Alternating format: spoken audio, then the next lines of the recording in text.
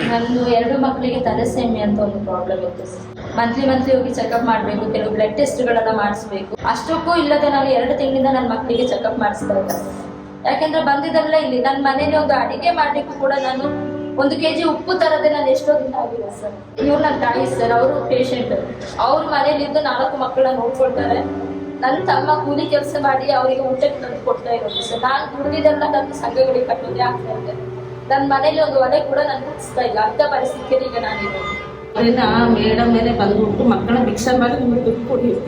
ಅದೇ ಮೇಡಮ್ ಯಾರು? ಮೀನಾಕ್ಷಿ ಮೇಡಮ್.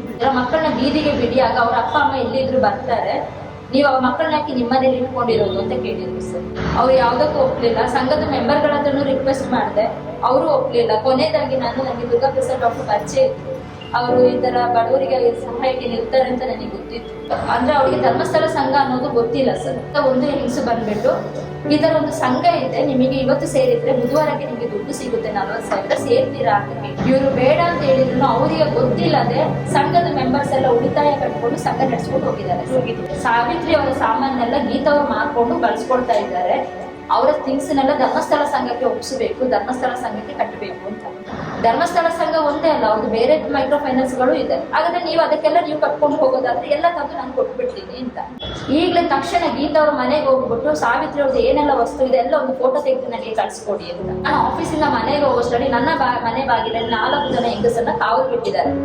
ಅವ್ರ ಮನೆಗೆ ಒಂದು ವಸ್ತು ಅಲ್ಲಾಡಕ್ಕೆ ಬಿಡಬಾರ್ದು, ನೀವು ಅಲ್ಲಿಂದ ಎಲ್ಲಿ ಹೋಗ್ಬಾರ್ದು, ನಾವು ಈಗ ಪೊಲೀಸ್ನ ಕರ್ಕೊಂಡು ಬರ್ತೀವಿ ಅಂತ ಹೇಳ್ಬಿಟ್ಟು 4 ಹೆಂಗಸನ್ನ ನನ್ನ ಮನೆ ಬಾಗಿಲಲ್ಲಿ ಕಾವಲಿಗೆ ನಿಲ್ಸಿದ್ದಾರೆ. 6 ಗಂಟೆವರೆಗೆ ನನ್ನ ಮನೆ ಬಾಗಿಲಲ್ಲಿ ಹೆಂಗಸರು ನಿಂತಿದ್ದಾರೆ ಸರ್.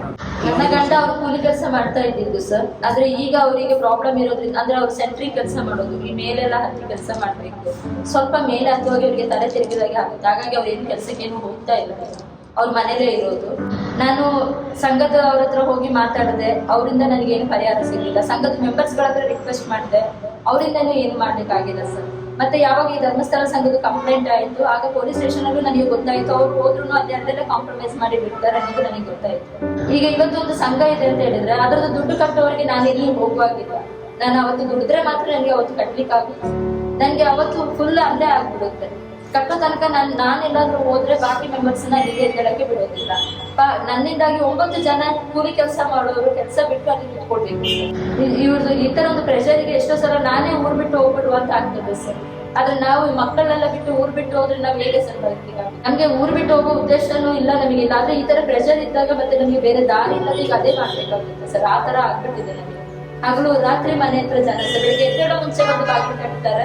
ಯಾಕಂದ್ರೆ ನನ್ನ ಮಕ್ಕಳನ್ನ ಸಾಕ್ಲಿಕ್ಕೂ ಕೂಡ ನನ್ನ ಕೈಲಿ ಆಗ್ತಾ ಇಲ್ಲ ಸರ್. ನಾನು ಬೆಳಿಗ್ಗೆ 6 ಎದ್ದೋದ್ರೆ ರಾತ್ರಿ 11 ನನ್ನ ಮನೆಗೆ ಬರುತ್ತೆ. ನನ್ನ ಮಕ್ಕಳ ಮುಖ ಕೂಡ ನಾನು ನೋಡ್ಲಿಕ್ಕೆ ಆಗ್ತಾ ಇಲ್ಲ ಸರ್. ಅವ್ರ ಮಕ್ಕಳಿಗೆ ಭಿಕ್ಷೆ ಬೇಡಿಸ್ಬಿಟ್ಟು ಸಂಘಕ್ಕೆ ಕಟ್ಲಿ. ಅವ್ರ ಮಕ್ಕಳನ್ನ ನಿಮ್ಮ ಮನೇಲಿ ಯಾಕೆ ಇಟ್ಕೊಂಡಿದ್ದೀರಾ? ನಿಮ್ಮ ಮನೇಲಿ ಇಟ್ಕೊಂಡಿದ್ದಕ್ಕೆಲ್ಲ ಅವ್ರು ಹೋಗಿ ಎಲ್ಲೋ ಆರಾಮಲ್ಲಿ ಇರೋದು. ನೀವು ಅವ್ರನ್ನ ಬೀದಿಗೆ ಬಿಡಿ, ಆಗ ಅವ್ರ ತಂದೆ ತಾಯಿ ಉಟ್ಕೊಂಡು ಬರ್ತಾರೆ. ದೊಡ್ಡವಳು 8th ಸ್ಟ್ಯಾಂಡರ್ಡ್ ಸರ್, ಅವ್ರಿಗೆ 13 ವರ್ಷ, ಚಿಕ್ಕವಳಿಗೆ 11 ವರ್ಷ. ನನಗೆ ನನ್ನ ಮಕ್ಕಳಿಗೆ ಒಂದು ಚಾಕ್ಲೇಟ್ ತಂದು ಕೊಡ್ಲಿಕ್ಕೂ ಕೂಡ ಆಗ್ತಾ ಇಲ್ಲ ಸರ್. 2 ತಿಂಗಳಿಂದ ನನ್ನ ಮಕ್ಕಳ ಮೆಡಿಸಿನ್ ಕೂಡ ತಂದು ಕೊಡ್ತಾ ಇಲ್ಲ. ಅದರಲ್ಲಿ ನನ್ನ ಮಕ್ಕಳಿಗೆ ಆಗಾಗ ಏನಾಗುತ್ತೆ ಅಂತ ಹೇಳಿದ್ರೆ ಈ ಕಾಲುಗಳು ನೋವು ಬರೋದು, ಅಂದ್ರೆ ತಲೆಸೇಮೆ ಇರುವಂತ ಮಕ್ಕಳಿಗೆ ಬಾಡಿ ಎಲ್ಲ ಪೇನ್ ಇರುತ್ತೆ. ಆ ತರ ಎಲ್ಲ ಪ್ರಾಬ್ಲಮ್ ಆಗುತ್ತೆ ಸರ್. ಕಳೆದ ವರ್ಷ ಜನವರಿ 1ಗೆ ನನ್ನ ಮಗನಿಗೆ ಪ್ರಾಬ್ಲಮ್ ಆಗಿ ಅವನು ತಲೆ ತಿರುಗಿ ಬಿದ್ದು ಎಲ್ಲ ಆಗಿ ನಾವು ಹಾಸ್ಪಿಟ್ಲಿಗೆ ಹೋಗಿದ್ದು ಸರ್. ಆಗ್ಲೇ ನಮಗೆ ಗೊತ್ತಾಗಿದ್ದು ಈ ತರ ಒಂದು ಕಾಯಿಲೆ ಇದೆ ಅಂತ ಹೇಳ್ಬಿಟ್ಟು. ಹಸ್ಬೆಂಡಿಗೂ 2 ಮಕ್ಕಳಿಗಿದೆ ಅಂತ ಗೊತ್ತಾಯ್ತು ಸರ್. ನನಗೆ ಮಾತ್ರ ಇಲ್ಲ, ಹಸ್ಬೆಂಡಿಗೆ 2 ಮಕ್ಕಳಿಗೆ ಇದೆ. ಅದು ಜೀನಿಂದ ಬಂದಿರುವಂತ ಪ್ರಾಬ್ಲಮ್. ಹೆಣ್ಣು ಮಕ್ಕಳಿಗೆ ಸ್ವಲ್ಪ ಪ್ರಾಬ್ಲಮ್ ಆಗುತ್ತೆ ಅಂತ, ಅಂದ್ರೆ ಈ ಪೀರಿಯಡ್ಸ್ ಟೈಮಲ್ಲಿ ಆಗಿರ್ಬೋದು, ಇಲ್ಲ ಡೆಲಿವರಿ ಟೈಮಲ್ಲಿ ಬ್ಲಡ್ ಲಾಸ್ ಆಗುವಂತ ಟೈಮಲ್ಲಿ ಸ್ವಲ್ಪ ಪ್ರಾಬ್ಲಮ್ ಆಗುತ್ತೆ ಅಂತ. ಅವ್ರಿಗೆ ಅಂತ ಹೇಳಿದ್ರೆ ಒಳ್ಳೆ ಫುಡ್ ಕೊಡ್ಬೇಕು, ಎಲ್ಲ ಇದು ಮಾಡ್ಬೇಕು. ನನಗೆ ನಾರ್ಮಲ್ ಊಟನೇ ಕೊಡ್ಲಿಕ್ಕೆ ಆಗ್ತಾ ಇಲ್ಲ. ನನಗೆ ಇದು ಒಳ್ಳೆ 8:30 ಬರೋಷ್ಟರಲ್ಲಿ ಇಡೀ ಏರಿಯಾದಲ್ಲಿ ಎಲ್ಲ ನನ್ನೇ ನಿಂತು ನೋಡ್ತಾ ಇದ್ದಾರೆ ಸರ್. ನಾನು ಇದು ಯಾಕೆ ಅಂತ ನನಗೆ ಗೊತ್ತಾಗ್ಲಿಲ್ಲ. ಅಷ್ಟರಲ್ಲಿ ಅಷ್ಟು ದೊಡ್ಡ ಗಲಭೆ ಎಬ್ಸಿದ್ದಾರೆ. ತಲೆ ತಿರುಗಿ ಬಿದ್ದೋಗಿದ್ರು ಕೂಡ ನೀವು ದುಡ್ಡು ಕಟ್ಟದೆ ಹೋಗೋದಿಲ್ಲ ಅಂತ ಹೇಳ್ಬಿಟ್ಟು ದುಡ್ಡು ಕಟ್ಸ್ಕೊಂಡು ಹೋಗಿದ್ದಾರೆ ಸರ್. ರಾತ್ರಿ ಒಂದು 8 ಗಂಟೆ ಆಗಿದೆ ಸರ್. ರಾತ್ರಿ 8 ಗಂಟೆ ಅಷ್ಟು ದೊಡ್ಡ ಗಲಾಟೆ ಮಾಡ್ತಾ ಇದ್ರು ಕೂಡ ಅಲ್ಲಿ ಯಾರು ಒಬ್ರು ಸಪೋರ್ಟಿಗೆ ಬರ್ಲಿಲ್ಲ ಸರ್. ನನ್ನ ಕೊಂದಾಕಿದ್ರು ನನ್ನ ಕೈಯಲ್ಲಿ ದುಡ್ಡಿಲ್ಲ ಅಂತ ಹೇಳುವಾಗ ಬೇರೆ ಮೆಂಬರ್ಸ್ಗಳದ್ದು ಎಷ್ಟು ಅಮೌಂಟ್ ಇದೆ ಅದರಲ್ಲಿ ಎಲ್ಲರಿಗೂ ಸೇರಿಸಿ ಈಕ್ವಲ್ ಶೇರ್ ಹಾಕ್ಬಿಟ್ಟು ಅವರು ಅಮೌಂಟ್ನ ನಮಗೆ ಕಟ್ಟಿದ್ರು. ಯೋಚನೆ ಮಾಡಿ ಸರ್, ನಾನು ಯೋಚನೆ ಮಾಡಿದ್ದೆ. ಆದ್ರೆ ನನ್ನ ಮಕ್ಕಳನ್ನ ನಾನು ಯೋಚನೆ ಮಾಡಿ ನಾನು ಅದನ್ನ ನಿರ್ಧಾರ ಬಿಟ್ಟಿದ್ದೆ. ಯಾಕಂದ್ರೆ ನನ್ನ ತಾಯಿ ನನ್ನ ಅಷ್ಟು ಕಷ್ಟಪಟ್ಟು ಸಾಕಿದ್ದಾರೆ ಸರ್. ಇವತ್ತಿಗೂ ಅವರ ಕೈ ಕಾಲು ನೋಡಿ ಸರ್. ನಾನು ಈ ಟೈಮಲ್ಲಿ ನಾನು ಆತರ ಮಾಡ್ಕೊಂಡ್ರೆ ಎಲ್ಲ ಅವರ ತಲೆಗೆ ಬರುತ್ತೆ. ಸಂಘದವರೆಲ್ಲ ಬಂದು ನಮ್ಮ ಮನೆ ಬಾಗಿಲಲ್ಲಿ ಕೂತು ಅವರಿಗೆ ತುಂಬಾ ಟಾರ್ಚರ್ ಮಾಡ್ತಾ ಇದ್ದಾರೆ. ಹಾಗಾಗಿ ನಂದು ದುಡ್ಡು ಕಟ್ಟಿಲ್ಲ ಅಂತ ಹೇಳಿದ್ರು ನಾನು ಅವರ ದುಡ್ಡನ್ನ ಮೊದಲು ಕಟ್ಬಿಟ್ಟಿದ್ದೆ. ಅಷ್ಟು ಪ್ರಾಬ್ಲಮ್ ಆಗ್ತಾ ಇದೆ ಸರ್. ನಾನು ಕಟ್ಟಿ ಕೊಡ್ತೀನಿ ಅಂತ ಆಗೋದೇ ಇಲ್ಲ ಅಂತ ಬೇರೆ 2 ಮೆಂಬರ್ಸ್ಗೆ ಲೋನ್ ಬಂದಿದೆ, ನಿಮ್ಗೆ ಅವ್ರಿಗೆ ಕೊಡೋದಿಲ್ಲ ಅಂತ ಆಯ್ತು. ಅದರಲ್ಲಿ ಒಬ್ರು ಮೆಂಬರ್ ನನಗೆ ಹೇಳಿದ್ರು, ನನಗೆ ತುಂಬಾ ಕಷ್ಟ ಇದೆ, ನನಗೆ ಲೋನ್ ಬೇಕು, ನಿಮ್ಮ ಹಣನ ನಾನು ಕಟ್ಟುತ್ತೀನಿ, ನೀವು ನನಗೆ 1 ವಾರದಲ್ಲಿ ಕೊಡ್ಲಿಕ್ಕೆ ಆಗ್ತದ ಅಂತ. ನಾನು 1 ವಾರದಲ್ಲಿ ನಿಮ್ಗೆ ಕೊಡ್ತೀನಿ ಅಂತ ಹೇಳಿ ಪಾಪ ಅವಳು ಅಮೌಂಟ್ ಕಟ್ಟಿದಾಳೆ. ಡೈಲಿ 12ವರೆಗೆ ಮೂರ್ನಾಡಿಂದ ಕಾನಿಂಗಡ್ ಸ್ಟೇಟ್ ಬಸ್ ಇದೆ ಸರ್. ಆ ಬಸ್ಸಲ್ಲಿ ಹೋದ್ರೆ 4:04ವರೆಗೆ ನಾನು ಮೈಸೂರು ತಲುಪ್ತೀನಿ. 4ವರೆಯಿಂದ ರಾತ್ರಿ 8:05 ತನಕ ನಾನು ಸುಮಂಗಲಿ ಗಾಂಧಿ ಸ್ಕ್ವೇರ್ ಇದೆಲ್ಲ ಸರ್, ಅಲ್ಲಿ ಸರ್ಕಲ್ ಅಲ್ಲಿ ರೋಡ್ ಸೈಡ್ ಬಟ್ಟೆ ಎಲ್ಲ ಮಾರ್ತಾರೆ. ನಾನು ಅಲ್ಲಿ ಹೋಗಿ ನಿಂತು ನಾನು ಬಟ್ಟೆ ವ್ಯಾಪಾರ ಮಾಡೋದು ಸರ್. ಅಲ್ಲಿ ಒಬ್ರು ಪಾಪ ಒಂದು ಅಣ್ಣ ಇದ್ದಾರೆ, ಗಾಡಿಯಲ್ಲಿ ಬಟ್ಟೆ ಇಟ್ಕೊಂಡು ಸೇಲ್ ಮಾಡೋರು. ಅವರು ಕಿರ್ಚಿ ಕರೀತಾರೆ, ಈ ತರ ಯಾವ ತೆಗ್ರು 250 ಹಾಗೆ ಹೀಗೆ ಅಂತ ಅವ್ರ ಜನನೆಲ್ಲ ಕರೀತಾರೆ. ನಾನು ಬಂದವರಿಗೆ ತೋರಿಸಿ ನಾನು ಸೇಲ್ ಮಾಡ್ತಾ ಇದ್ದೆ. ಬರುವಾಗ ಅವ್ರಿಗೆ ಒಂದು 100 ರೂಪಾಯಿ ಕೊಟ್ಟು ಬರ್ತಾ ಇದ್ದೆ. ಆ ತರ ನಾನು ಅಲ್ಲಿ ಹೋಗೋದು ಸರ್. ಅದೇ ಇದೆ BSS ಮೈಕ್ರೋ ಫೈನಾನ್ಸ್ ಅವರು ನನಗೆ ಫೋನ್ ಮಾಡಿದ್ರು, ನೀವು ಏನಮ್ಮ ಬೆಳಿಗ್ಗೆ ದುಡ್ಡು ಕೊಡ್ತೀರಿ, 7 ಗಂಟೆಗೆ ಮೀಟಿಂಗ್ ಸರ್, ದುಡ್ಡು ಕೊಡ್ಲಿಲ್ಲ ಅಂತ. ನಾನು ಅವ್ರ ಹತ್ರ ಹೇಳಿದೆ, ಸರ್ ನನ್ನ ಹತ್ರ ಈಗ ಕೈಯಲ್ಲಿ ಹಣ ಇಲ್ಲ, ನಾನು ಈಗ ವ್ಯಾಪಾರಕ್ಕೆ ಬಂದಿದ್ದೀನಿ. ಅವತ್ತು ನಾನು ಡ್ಯೂಟಿಗೆ ರಜಾ ಮಾಡಿ, ನನ್ನ ತಾಯಿಗೆ ಹುಷಾರಿಲ್ಲ ಅಂತ ಸುಳ್ಳು ಹೇಳಿ ನಾನು ರಜಾ ಮಾಡಿ ಬೆಳಿಗ್ಗೆನೆ ಹೋದೆ ನಾನು, ಯಾಕಂದ್ರೆ ಈ ಸಂಘಕ್ಕೆ ದುಡ್ಡು ಕಟ್ಟಬೇಕಿತ್ತು. ಹಾಗೆ ಒಂದು 3 ಬ್ಯಾಗಲ್ಲಿ ಬಟ್ಟೆ ತಗೊಂಡು ನಾನು ಹೋಗಿದ್ದೆ. ಅದವ್ರು ಕೇಳಿದ್ರು, ನೀವೀಗ ಎಲ್ಲಿದ್ದೀರಾ ಅಂತ. ನಾನು ಹೇಳಿದೆ, ಈಗ ನಾನು ಮೈಸೂರಿಗೆ ಬಟ್ಟೆ ವ್ಯಾಪಾರಕ್ಕೆ ಬಂದಿದ್ದೀನಿ ಸರ್, ನಾನು ಮಧ್ಯಾಹ್ನದೊಳಗೆ ಎಷ್ಟಾಗುತ್ತೆ ಅಷ್ಟು ನಾನು ನಿಮಗೆ ಹಾಕೊಡ್ತೀನಿ, ಈಗ ನನ್ನ ಕೈಯಲ್ಲಿಲ್ಲ, ದಯವಿಟ್ಟು ಅಲ್ಲಿ ಯಾರಿಗೂ ತೊಂದರೆ ಮಾಡಬೇಡಿ, ಎಲ್ಲರಿಗೆ ಕೆಲ್ಸಕ್ಕೆ ಹೋಗ್ಲಿಕ್ಕೆ ಬಿಡಿ ಅಂತ.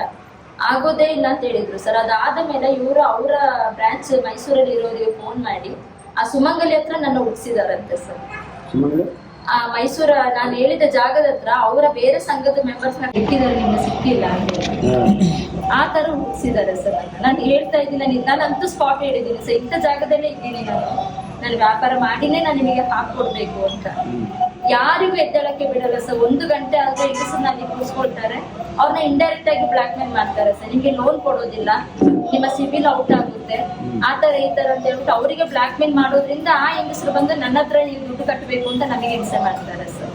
ಅಲ್ಲ, ಈ ಮನೆಯಲ್ಲಿ ಇವ ಮಗು ಹುಷಾರಿಲ್ಲ, ಗಂಡ ಹುಷಾರಿಲ್ಲ, ಇದೇನು ಗೊತ್ತಿಲ್ಲ ಅವರಿಗೆ? ಎಲ್ಲರಿಗೂ ಗೊತ್ತಿದೆ ಸರ್. ಅದರಲ್ಲಿ ನಾನು ಮೊದಲು ತುಂಬಾ ಚೆನ್ನಾಗಿ ಸಂಘಗಳೆಲ್ಲ ನಾನು ಇದು ಮಾಡಿಕೊಂಡು ಹೋಗ್ತಾ ಇದ್ದೆ. ಅದೇ ಸಂಘದಲ್ಲಿ 4 ಮೆಂಬರ್ಸ್ ಇವರು ಎಲ್ಲ ಸೇರಿ ನನಗೆ 4-5 ಜನ ನನಗೆ ಸಂಘಗಳಲ್ಲಿ ಲೋನ್ ತೆಗೆದು ಕೊಟ್ಟಿದ್ದಾರೆ ಸರ್. ಅವ್ರದ್ದು ನಾನೇ ಕಟ್ಟುತ್ತಾ ಇರೋದು. ಅದರಲ್ಲಿ ನಾನು ಕರೆಕ್ಟಾಗಿ ನಾನು ಕಟ್ಟಿ ಕೊಡ್ತಾ ಇದ್ದೀನಿ. ಅಷ್ಟು ಇದರಲ್ಲಿ ನಾನು ಒದ್ದಾಡ್ಕೊಂಡು ನಾನು ಕಷ್ಟಪಟ್ಟು ಕಟ್ಟುತ್ತಾ ಇದ್ದೀನಿ ಸರ್. ಆದ್ರೆ ಈಗ ಇತ್ತೀಚೆಗೆ ನನಗೆ ಒಂದು 2-3 ವಾರದಿಂದ ತುಂಬಾ ತೊಂದರೆ ಆಗ್ತಾ ಇದೆ. ಹಾಗಾಗಿ ನಾನು ಟೈಮ್ ಕೊಡ್ತಾ ಇದ್ದೀನಿ. ಅದೇ ಸರ್, ಸಂಘಕ್ಕೆ ಕಟ್ಟಲಿಕ್ಕೆ ನನಗೆ ತುಂಬಾ ಕಷ್ಟ ಆಗ್ತಾ ಇದೆ, ನನಗೆ ಸ್ವಲ್ಪ ಸಮಯಾವಕಾಶ ಕೊಡ್ಬೇಕು ಅಂತ ಕೇಳಿದಕ್ಕೆ ಮತ್ತೆ ಯಾಕೆ ಅವ್ರು ಸಾಲ ತಗೊಂಡ್ರು, ಸಾಲ ತಗೊಳ್ಳೋದು ಅದು ಗೊತ್ತಿರ್ಲಿಲ್ವ, ಈಗ ಅವ್ರ ಮಕ್ಳಿದಾರಲ್ಲ ಭಿಕ್ಷೆ ಬೇಡಿಸ್ಬಿಟ್ಟು ಕಟ್ಸಿ ಸಂಘಕ್ಕೆ ಅಂತ ಕೇಳಿದ್ರು. ಯಾರು ಮಕ್ಕಳು? ನನ್ನ ತಂಗಿ ಮಕ್ಕಳು, ಸಾವಿತ್ರಿ ಅಂತ ನನ್ನ ತಂಗಿ, ಅವರ ಮಕ್ಕಳು. ಅವ್ರ ಊರಲ್ಲಿ ಇಲ್ಲ ಅಂತ ಹೇಳಿದ್ರು ಅವರ ಸಂಘದ ಅಮೌಂಟ್ ಅನ್ನ ನಾನು ಕಟ್ತೀನಿ ಅಂತ ನಾನು ಒಪ್ಕೊಂಡು ನಾನು ಕಟ್ಟಿ ಕೊಡ್ತಾ ಇದ್ದೀನಿ. ಈಗ ನನಗೆ ಕಷ್ಟ ಇರೋದ್ರಿಂದ ನನಗೆ ಸ್ವಲ್ಪ ಟೈಮ್ ಬೇಕು ಅಂತ ನಾನು ಕೇಳ್ತಾ ಇರೋದು ಸರ್. ಯಾಕೆ ಅವರು ಊರು ಬಿಟ್ಟು ಹೋಗಿದ್ದು? ಇಲ್ಲಿಂದ ಹೋಗಿದ್ದವ್ರು ಹೆಲ್ತ್ ಇಶ್ಯೂ ಆಗಿನೇ ಹೋಗಿದ್ದು, ನಾವೇ ಕಳ್ಸಿಕೊಟ್ಟಿದ್ದು. ಅಂದ್ರೆ ಇಲ್ಲಿ ಮಡಿಕೇರಿಯಿಂದ ಅವ್ರಿಗೆ ಮಂಗಳೂರು ಕರ್ಕೊಂಡು ಹೋಗಿ ಅಲ್ಲಿ ವೆನ್ಲಾಕಿಗೆ ಹೋಗ್ಬೇಕು, ಅವ್ರಿಗೆ ಎಂಡೋಸ್ಕೋಪ್ ಎಲ್ಲ ಆಗ್ಬೇಕು ಅಂತ ಹೇಳಿದ್ರು. ಅವ್ರ ಕೈಲಿ ಹಣ ಇರ್ಲಿಲ್ಲ ಸರ್. ಆಗ ತಮಿಳ್ನಾಡಲ್ಲಿ ಅವ್ರ ಅಕ್ಕ ಇದ್ದಾರೆ, ಅವ್ರು ಹೇಳಿದ್ರು ನಾವು ಕರ್ಕೊಂಡು ಹೋಗಿ ತೋರಿಸ್ತೀವಿ ಅಲ್ಲಿ ಗವರ್ಮೆಂಟ್ ಅಲ್ಲಿ ಅಂತ ಹೇಳಿ. ಅವ್ರು ಹಾಗಾಗಿ ಹೋದವರು ಅಲ್ಲಿ ಹಾಸ್ಪಿಟಲ್ ಟ್ರೀಟ್ಮೆಂಟ್ ತಗೊಳ್ತಾ ಇದ್ರು. ಇವಾಗ ಅಲ್ಲಿ ಇಲ್ಲ, ಅವರು ಬೇರೆ ಎಲ್ಲಿದ್ದಾರೆ ಅಂತ ಗೊತ್ತಿಲ್ಲ. ನಮ್ಗೆ ಈಗ ಕಾಂಟ್ಯಾಕ್ಟ್ ಮಾಡದೆ ಈಗ 1 ಮಂತ್ ಆಯ್ತು. ಅವ್ರು ಇಲ್ಲಿಂದ ಹೋಗಿ 3 ಮಂತ್ಸ್ ಆಗಿದೆ. ನಮ್ಮ ಕಾಂಟ್ಯಾಕ್ಟ್ ಗೆ ಬರೋದು ಈಗ 1 ಮಂತ್ ಆಗಿದೆ. ದೂರ ಕೊಟ್ಟಿಲ್ಲ ಪೊಲೀಸ್ ಠಾಣೆಗೆ? ಯಾವುದು ಸರ್? ಅವರ ಬಗ್ಗೆ ಇಲ್ಲ ಸರ್. ಅವ್ರು ಅಂದ್ರೆ ಹೇಳಿದ್ರು ನಮ್ಗೆ ಏನೋ ಪ್ರೆಷರ್ ಇದೆ ಅದಕ್ಕಾಗಿ ಬರ್ತಾರೆ, ಹಾಗಾಗಿ ನಾನೇ ಎಲ್ಲ ಕಟ್ಟಿ ಕೊಡ್ತಾ ಇದ್ದೀನಿ ಸರ್. ಪ್ರಶಾಂತ್ ಯಾವ ಫೈನಾನ್ಸ್ ಗೊತ್ತಿಲ್ಲ ಸರ್. ಅದ್ರ ಧರ್ಮಸ್ಥಳ ಸಂಘದಲ್ಲಿ ಇದ್ದಾರೆ ಸರ್. ಅವರು ಧರ್ಮಸ್ಥಳ ಸಂಘದಲ್ಲಿ ಇದ್ದೀನಿ ಸರ್. ಅವರಿಂದ ಆ ಮೇಡಮ್ ಮೇಲೆ ಬಂದ್ಬಿಟ್ಟು ಮಕ್ಕಳ ಭಿಕ್ಷೆ ಮಾಡಿ ನಿಮ್ಗೆ ದುಡ್ಡು ಕೊಡಿ. ಅದೇ ಮೇಡಮ್ ಯಾರು? ಮೀನಾಕ್ಷಿ ಮೇಡಮ್. ಮೀನಾಕ್ಷಿ ಮತ್ತೆ ನನ್ನ ಹೆಣ್ಮಕ್ಳ ಅವರು ಮನೆ ಹೋಗ್ಬೇಕಾದ್ರೆ ಆ ಮೇಡಮ್ ನಿಮ್ಮ ಇಲ್ಲಿ ಅವರ ಅಲ್ಲ? ಇಲ್ಲಿಯವರೇ ಸರ್. ಹೌದಾ? ನಿಮ್ಮ ಪರಿಚಯದವರೇ? ಪರಿಚಯದವರೇ ಅಲ್ವಾ? ಹೌದು ಸರ್. ಯಾಕೆ ಮತ್ತೆ ಆ ಹೆಣ್ಮಕ್ಳನ್ನ ಮನೇಲಿ ಇಟ್ಕೊಂಡಿದ್ದೀರಾ, ಮಕ್ಕಳನ್ನ ಬೀದಿಗೆ ಬಿಡಿ, ಆಗ ಅವ್ರ ಅಪ್ಪ ಅಮ್ಮ ಎಲ್ಲಿದ್ರು ಬರ್ತಾರೆ, ನೀವು ಆ ಮಕ್ಕಳನ್ನ ಯಾಕೆ ನಿಮ್ಮ ಮನೇಲಿ ಇಟ್ಕೊಂಡಿರೋದು ಅಂತ ಕೇಳಿದ್ರು ಸರ್. ಎಷ್ಟು ವರ್ಷ ಮಕ್ಕಳು? ಮಗಳು 8th ಸ್ಟ್ಯಾಂಡರ್ಡ್, ಒಂದು ದೊಡ್ಡವಳು 8th ಸ್ಟ್ಯಾಂಡರ್ಡ್, ಚಿಕ್ಕವಳು 5th ಸ್ಟ್ಯಾಂಡರ್ಡ್. 2 ಹೆಣ್ಮಕ್ಳು. 2 ಹೆಣ್ಮಕ್ಳು. 2 ಹೆಣ್ಮಕ್ಳನ್ನು ಬೀದಿಗೆ ಬಿಡಬೇಕು ಬೀದಿಗೆ ಬಿಡ್ಬೇಕು ಅಂತ ಅವ್ರು ಹೇಳಿದ್ರು. ಅಂದ್ರೆ ಇವ್ರು- ಅವರ ಮನೆ ಹೆಣ್ಮಕ್ಳೆಲ್ಲ ಬೀದಿಗೆ ಅದನ್ನ ಸಫರ್ ನಾನು ಕೇಳಿದೆ ಮಾಡ್ತಾರೆ ಸರ್, ನಿಮ್ಮ ಮನೆ ಹೆಣ್ಮಕ್ಳಾದ್ರೆ ನೀವು ಬಿಡ್ತೀರಾ ಅಂತ ಹೇಳ್ಬಿಟ್ಟು. ಮತ್ತೆ ಸಾಲ ತಗೊಳ್ಳೋದು ಅವ್ರಿಗೆ ಗೊತ್ತಿರ್ಲಿಲ್ವಾ, ಸಾಲ ತಗೊಂಡ್ಮೇಲೆ ಕಟ್ಬೇಕು ಅಂತ ಗೊತ್ತಿಲ್ವಾ, ಈಗ ಊರ್ ಬಿಟ್ಟು ಹೋಗ್ಬಿಟ್ರೆ ಆಗ್ತದ ಅಂತ. ಅವ್ರು ಊರ್ ಬಿಟ್ಟು ಹೋದ್ರು ಕೂಡ ಸರ್ ಅವ್ರ ಜವಾಬ್ದಾರಿ ನಾನ್ ತಗೊಂಡಿದ್ದೀನಿ ಸರ್. ನಾನು ಊರ್ ಬಿಟ್ಟು ಹೋಗಿಲ್ಲ, ನಾನು ಇಲ್ಲೇ ಇದ್ದೀನಿ, ನಾನ್ ಕಟ್ತೀನಿ ಅಂತ ನಾನು ಜವಾಬ್ದಾರಿ ತಗೊಂಡಿದ್ದೀನಿ. ಆದ್ರೆ ನನ್ಗೆ ಕಟ್ಲಿಕ್ಕೆ ಸ್ವಲ್ಪ ಕಾಲಾವಕಾಶ ಕೇಳ್ತಾ ಇರೋದು ಅಷ್ಟೇ ನಾನು. ಅದು ಕೆಲವೊಮ್ಮೆ ಏನಂತ ಹೇಳಿದ್ರೆ ಸರ್, ನನ್ಗೆ ಬೆಳಿಗ್ಗೆ 8 ಗಂಟೆ ಮೀಟಿಂಗ್ ಇದ್ರೆ ಆ ಟೈಮಿಗೆ ನನಗೆ ತಪ್ಸಕ್ ಆಗ್ತಾ ಇಲ್ಲ. ಒಂದ್ ವೇಳೆ ಸಂಜೆನೂ ಆಗ್ಬೋದು, ಇಲ್ಲ ನೆಕ್ಸ್ಟ್ ಡೇ. ಆಗ ಆ ಸಣ್ಣ ಪುಟ್ಟ ಒಂದು ದಿವಸದೊಂದು ಕಾಲಾವಕಾಶಗಳನ್ನ ಸಹ ಕೇಳಿ ಕೊಡ್ತಾ ಇಲ್ಲ ಅವರು. ನಾನಂತೂ ಎಲ್ಲಾ ಸಂಘದವ್ರ ಹತ್ರ ಡೈರೆಕ್ಟ್ ಆಗಿ ಹೋಗಿ ಮಾತಾಡಿದ್ದೀನಿ ಸರ್, ಈ ತರ ಸಮಸ್ಯೆ ಇದೆ, ನನಗೆ ಸ್ವಲ್ಪ ಟೈಮ್ ಕೊಡಿ, ನಾನು ಕಟ್ಟಿ ಕೊಡ್ತೀನಿ ಅಂತ. ಅವ್ರು ಯಾವ್ದಕ್ಕೂ ಒಪ್ಲಿಲ್ಲ. ಸಂಘದ ಮೆಂಬರ್ಗಳ ಹತ್ರನೂ ರಿಕ್ವೆಸ್ಟ್ ಮಾಡಿದೆ, ಅವರು ಒಪ್ಲಿಲ್ಲ. ಕೊನೆಯದಾಗಿ ನನಗೆ ದುರ್ಗಾಪ್ರಸಾದ್ ಡಾಕ್ಟರ್ ಪರಿಚಯ ಇದ್ರು, ಅವರು ಈ ತರ ಬಡವರಿಗೆ ಸಹಾಯಕ್ಕೆ ನಿಲ್ತಾರೆ ಅಂತ ನನಗೆ ಗೊತ್ತಿತ್ತು. ಹಾಗಾಗಿ ನಾನು ಅವ್ರ ಮೂಲಕ ಇದು ಮಾಡ್ಕೊಂಡಿದ್ದೆ ಸರ್. ಯಾಕೆಂದ್ರೆ ಪೊಲೀಸ್ ಸ್ಟೇಷನ್ಗೆ ಹೋದ್ರೆ ಅಲ್ಲಲ್ಲಿ ಕಳಿಸ್ತಾರೆ, ಕಾಂಪ್ರಮೈಸ್ ಮಾಡ್ತಾರೆ, ಅಲ್ಲಿಗೆ ಇದಾಗ್ಬಿಡುತ್ತೆ. ಪೊಲೀಸ್ ಸ್ಟೇಷನ್ ಅಲ್ಲಿ ಏನಾದ್ರು ಪೊಲೀಸ್ ಸ್ಟೇಷನ್ ಅಲ್ಲಿ ನಾನು ನನ್ನ ಪ್ರಾಬ್ಲಮ್ಸ್ ಹೇಳ್ಕೊಂಡೆ. ಅವರು ತುಂಬಾ ಒಬ್ಲೇಜ್ ಮಾಡಿದ್ರು, ಗೀತಾ ಮೇಡಮ್ ಅಂತ, ಅವ್ರು ತುಂಬಾ ಮಾಡಿದ್ರು. ಸಂಘದವರಿಗೆ ಹೇಳಿದ್ರು, ನೋಡಿ ಅವರು ತುಂಬಾ ಪ್ರಾಬ್ಲಮ್ ಇದ್ದಾರೆ, ಅವ್ರಿಗೆ ಕಟ್ಟಕ್ ಆಗ್ತಾ ಇಲ್ಲ ಅಂತ ಹೇಳಿ. ಮತ್ತೆ ಅವರು ಅದೇ ಸಾವಿತ್ರಿ ಅವ್ರಿಗೆ ಕೊಡಕಿರೋರು ಯಾರೆಲ್ಲ ಇದ್ದಾರೆ ಅವ್ರ ಹತ್ರ ಎಲ್ಲ ಹೇಳಿ ಕಟ್ಸೋಣ ಮಾಡೋಣ ಅಂತ ಹೇಳಿ. ಮತ್ತೆ ಬೇರೆ ಯಾರು ನಮ್ಗೆ ಪರಿಚಯ ಇಲ್ಲದಿರೋದ್ರಿಂದ ಇವ್ರೊಬ್ರು ನಮ್ಮ ದೊಡ್ಡಮ್ಮ ಇವ್ರು ಪರಿಚಯ ಇರೋದ್ರಿಂದ ಇವರಿಗೆ ವಾರಕ್ಕೆ 1000 ರೂಪಾಯಿ ನೀವು ಕಟ್ಟಿಕೊಡಿ, ಬಾಕಿ ದುಡ್ಡು ನೀವು ಹೇಗಾದ್ರೂ ಅಡ್ಜಸ್ಟ್ ಮಾಡಿ ಕೊಟ್ಟು ಬಿಡಿ ಅಮ್ಮ, ಆಗ ಅದೊಂದು ತಲೆ ಬಿಸಿ ಮುಗ್ದೋಗ್ತದೆ ಅಲ್ಲ ಅಂತೇಳಿ ನಮ್ಗೆ ಅಲ್ಲಿಗೆ ಕಾಂಪ್ರಮೈಸ್ ಮಾಡಿ ಬಿಟ್ರು ಸರ್. ಅಲ್ಲ, ಈಗ ನೀವು ನಿಮ್ಮ ಅವರು ಈಗ ಊರು ಬಿಟ್ಟು ಹೋಗಿದಾರಲ್ಲ, ಅವರು ಅವರಿಗೆ ಲೋನ್ ಕೊಡುವಾಗ ನೀವು ಅದನ್ನ ಕಟ್ಟಿಕೊಡ್ತೇವೆ ಬರೆದು ಕೊಟ್ಟಿದ್ದೀರಾ ಸರ್? ನಿಜವಾಗ್ಲೂ ಹೇಳ್ಬೇಕು ಅಂತಂದ್ರೆ ಧರ್ಮಸ್ಥಳ ಸಂಘಕ್ಕೆ ನನ್ನ ತಂಗಿ ಸೇರಿದ, ಅಂದ್ರೆ ಅವಳಿಗೆ ಧರ್ಮಸ್ಥಳ ಸಂಘ ಅನ್ನೋದು ಗೊತ್ತಿಲ್ಲ ಸರ್. ಅವರ ಅತ್ತೆಗೆ ಹೆಲ್ತ್ ಇಶ್ಯೂ ಇದ್ದಾಗ ಅವರಿಗೆ ಎಮರ್ಜೆನ್ಸಿ ದುಡ್ಡಿನ ಅವಶ್ಯಕತೆ ಇತ್ತು. ಅದುವರೆಗೆ ಅವರು ಯಾವುದೇ ಮೈಕ್ರೋ ಫೈನಾನ್ಸ್ ಗಳಲ್ಲಿ ಸಂಘಗಳಲ್ಲಿ ಇರ್ಲಿಲ್ಲ. ಮೊದಲನೇ ಸಲ ಅವರು 1-2 ಸಂಘಕ್ಕೆ ಸೇರಿದ್ರು. ಇವತ್ತು ಸೇರಿ ನೆಕ್ಸ್ಟ್ ಡೇ ದುಡ್ಡು ಸಿಕ್ಕಿದೆ, ಆ ತರ ಸೇರಿದ್ದು. ಯಾವ್ದು ಗ್ರಾಮೀಣ ಕೂಟ SKS ಅಂತೆಲ್ಲ ಹೇಳಿ 2 ದಿನದಲ್ಲಿ ದುಡ್ಡು ಸಿಕ್ಕಿದೆ. ಅದೇ ರೀತಿ ಆ ಸಂಘದ ಒಂದು ಹೆಂಗಸು ಬಂದ್ಬಿಟ್ಟು, ಈ ತರ ಒಂದು ಸಂಘ ಇದೆ, ನಿಮಗೆ ಇವತ್ತು ಸೇರಿದ್ರೆ ಬುಧವಾರಕ್ಕೆ ನಿಮಗೆ ದುಡ್ಡು ಸಿಗುತ್ತೆ 40,000, ಸೇರ್ತೀರಾ ಅಂತ ಕೇಳಿರಂತೆ.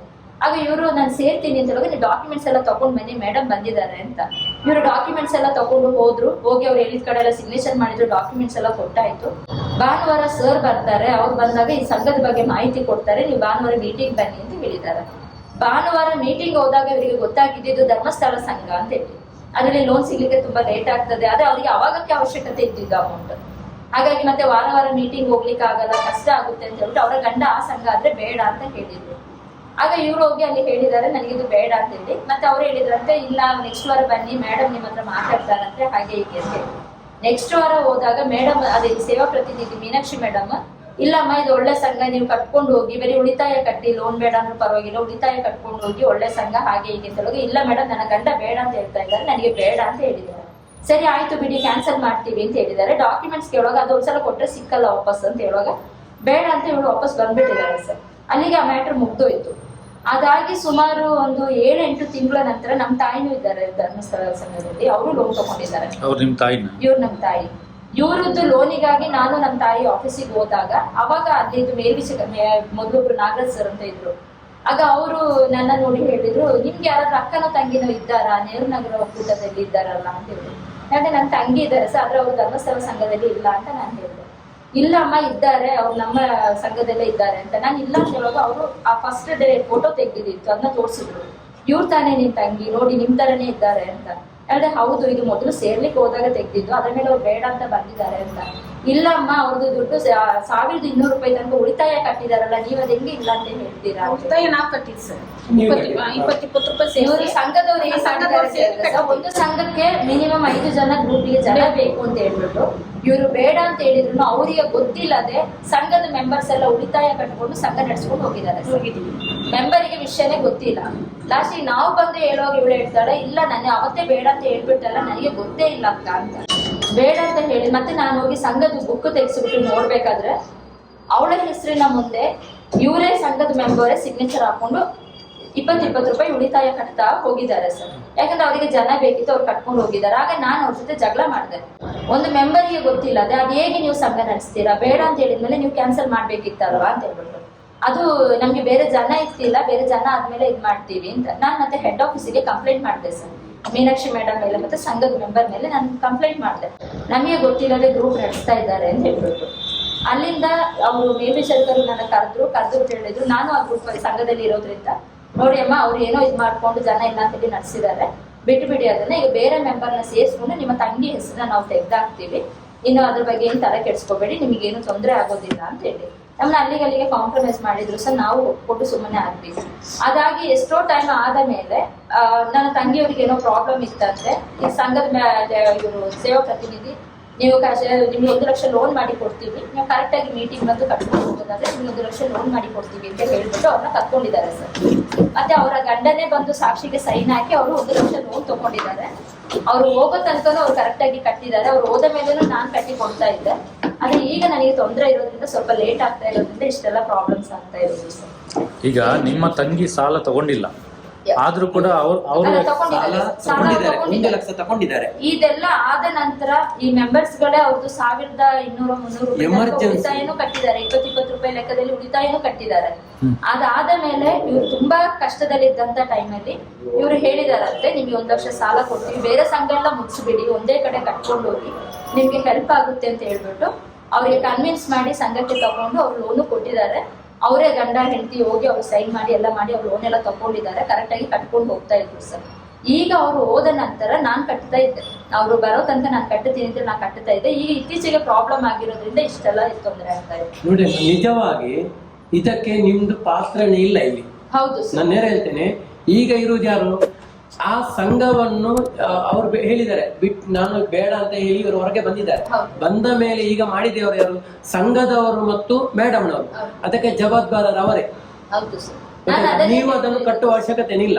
ಲೋನ್ ಕೊಡೋ ಟೈಮಲ್ಲಿ ಎಲ್ಲರನ್ನ ಕೇಳ್ತಾರಲ್ಲ ಸರ್, ಈಗ ಅವ್ರು ಕಟ್ಟುತ್ತಾರ ಕೊಡ್ಬಹುದಾ ಅಂತ ಕೇಳುವಾಗ ಇವರು ಅವರಿಗೆ ಸಪೋರ್ಟ್ ಮಾಡಿದ್ದಾರೆ. ಇಲ್ಲ ಕಟ್ಟುತ್ತಾರೆ ಮೇಡಮ್ ಕೊಡಿ ಅಂತೆಲ್ಲ ಹೇಳ್ಬಿಟ್ಟು ಇವ್ರು ಸಪೋರ್ಟ್ ಮಾಡಿದ್ದಾರೆ.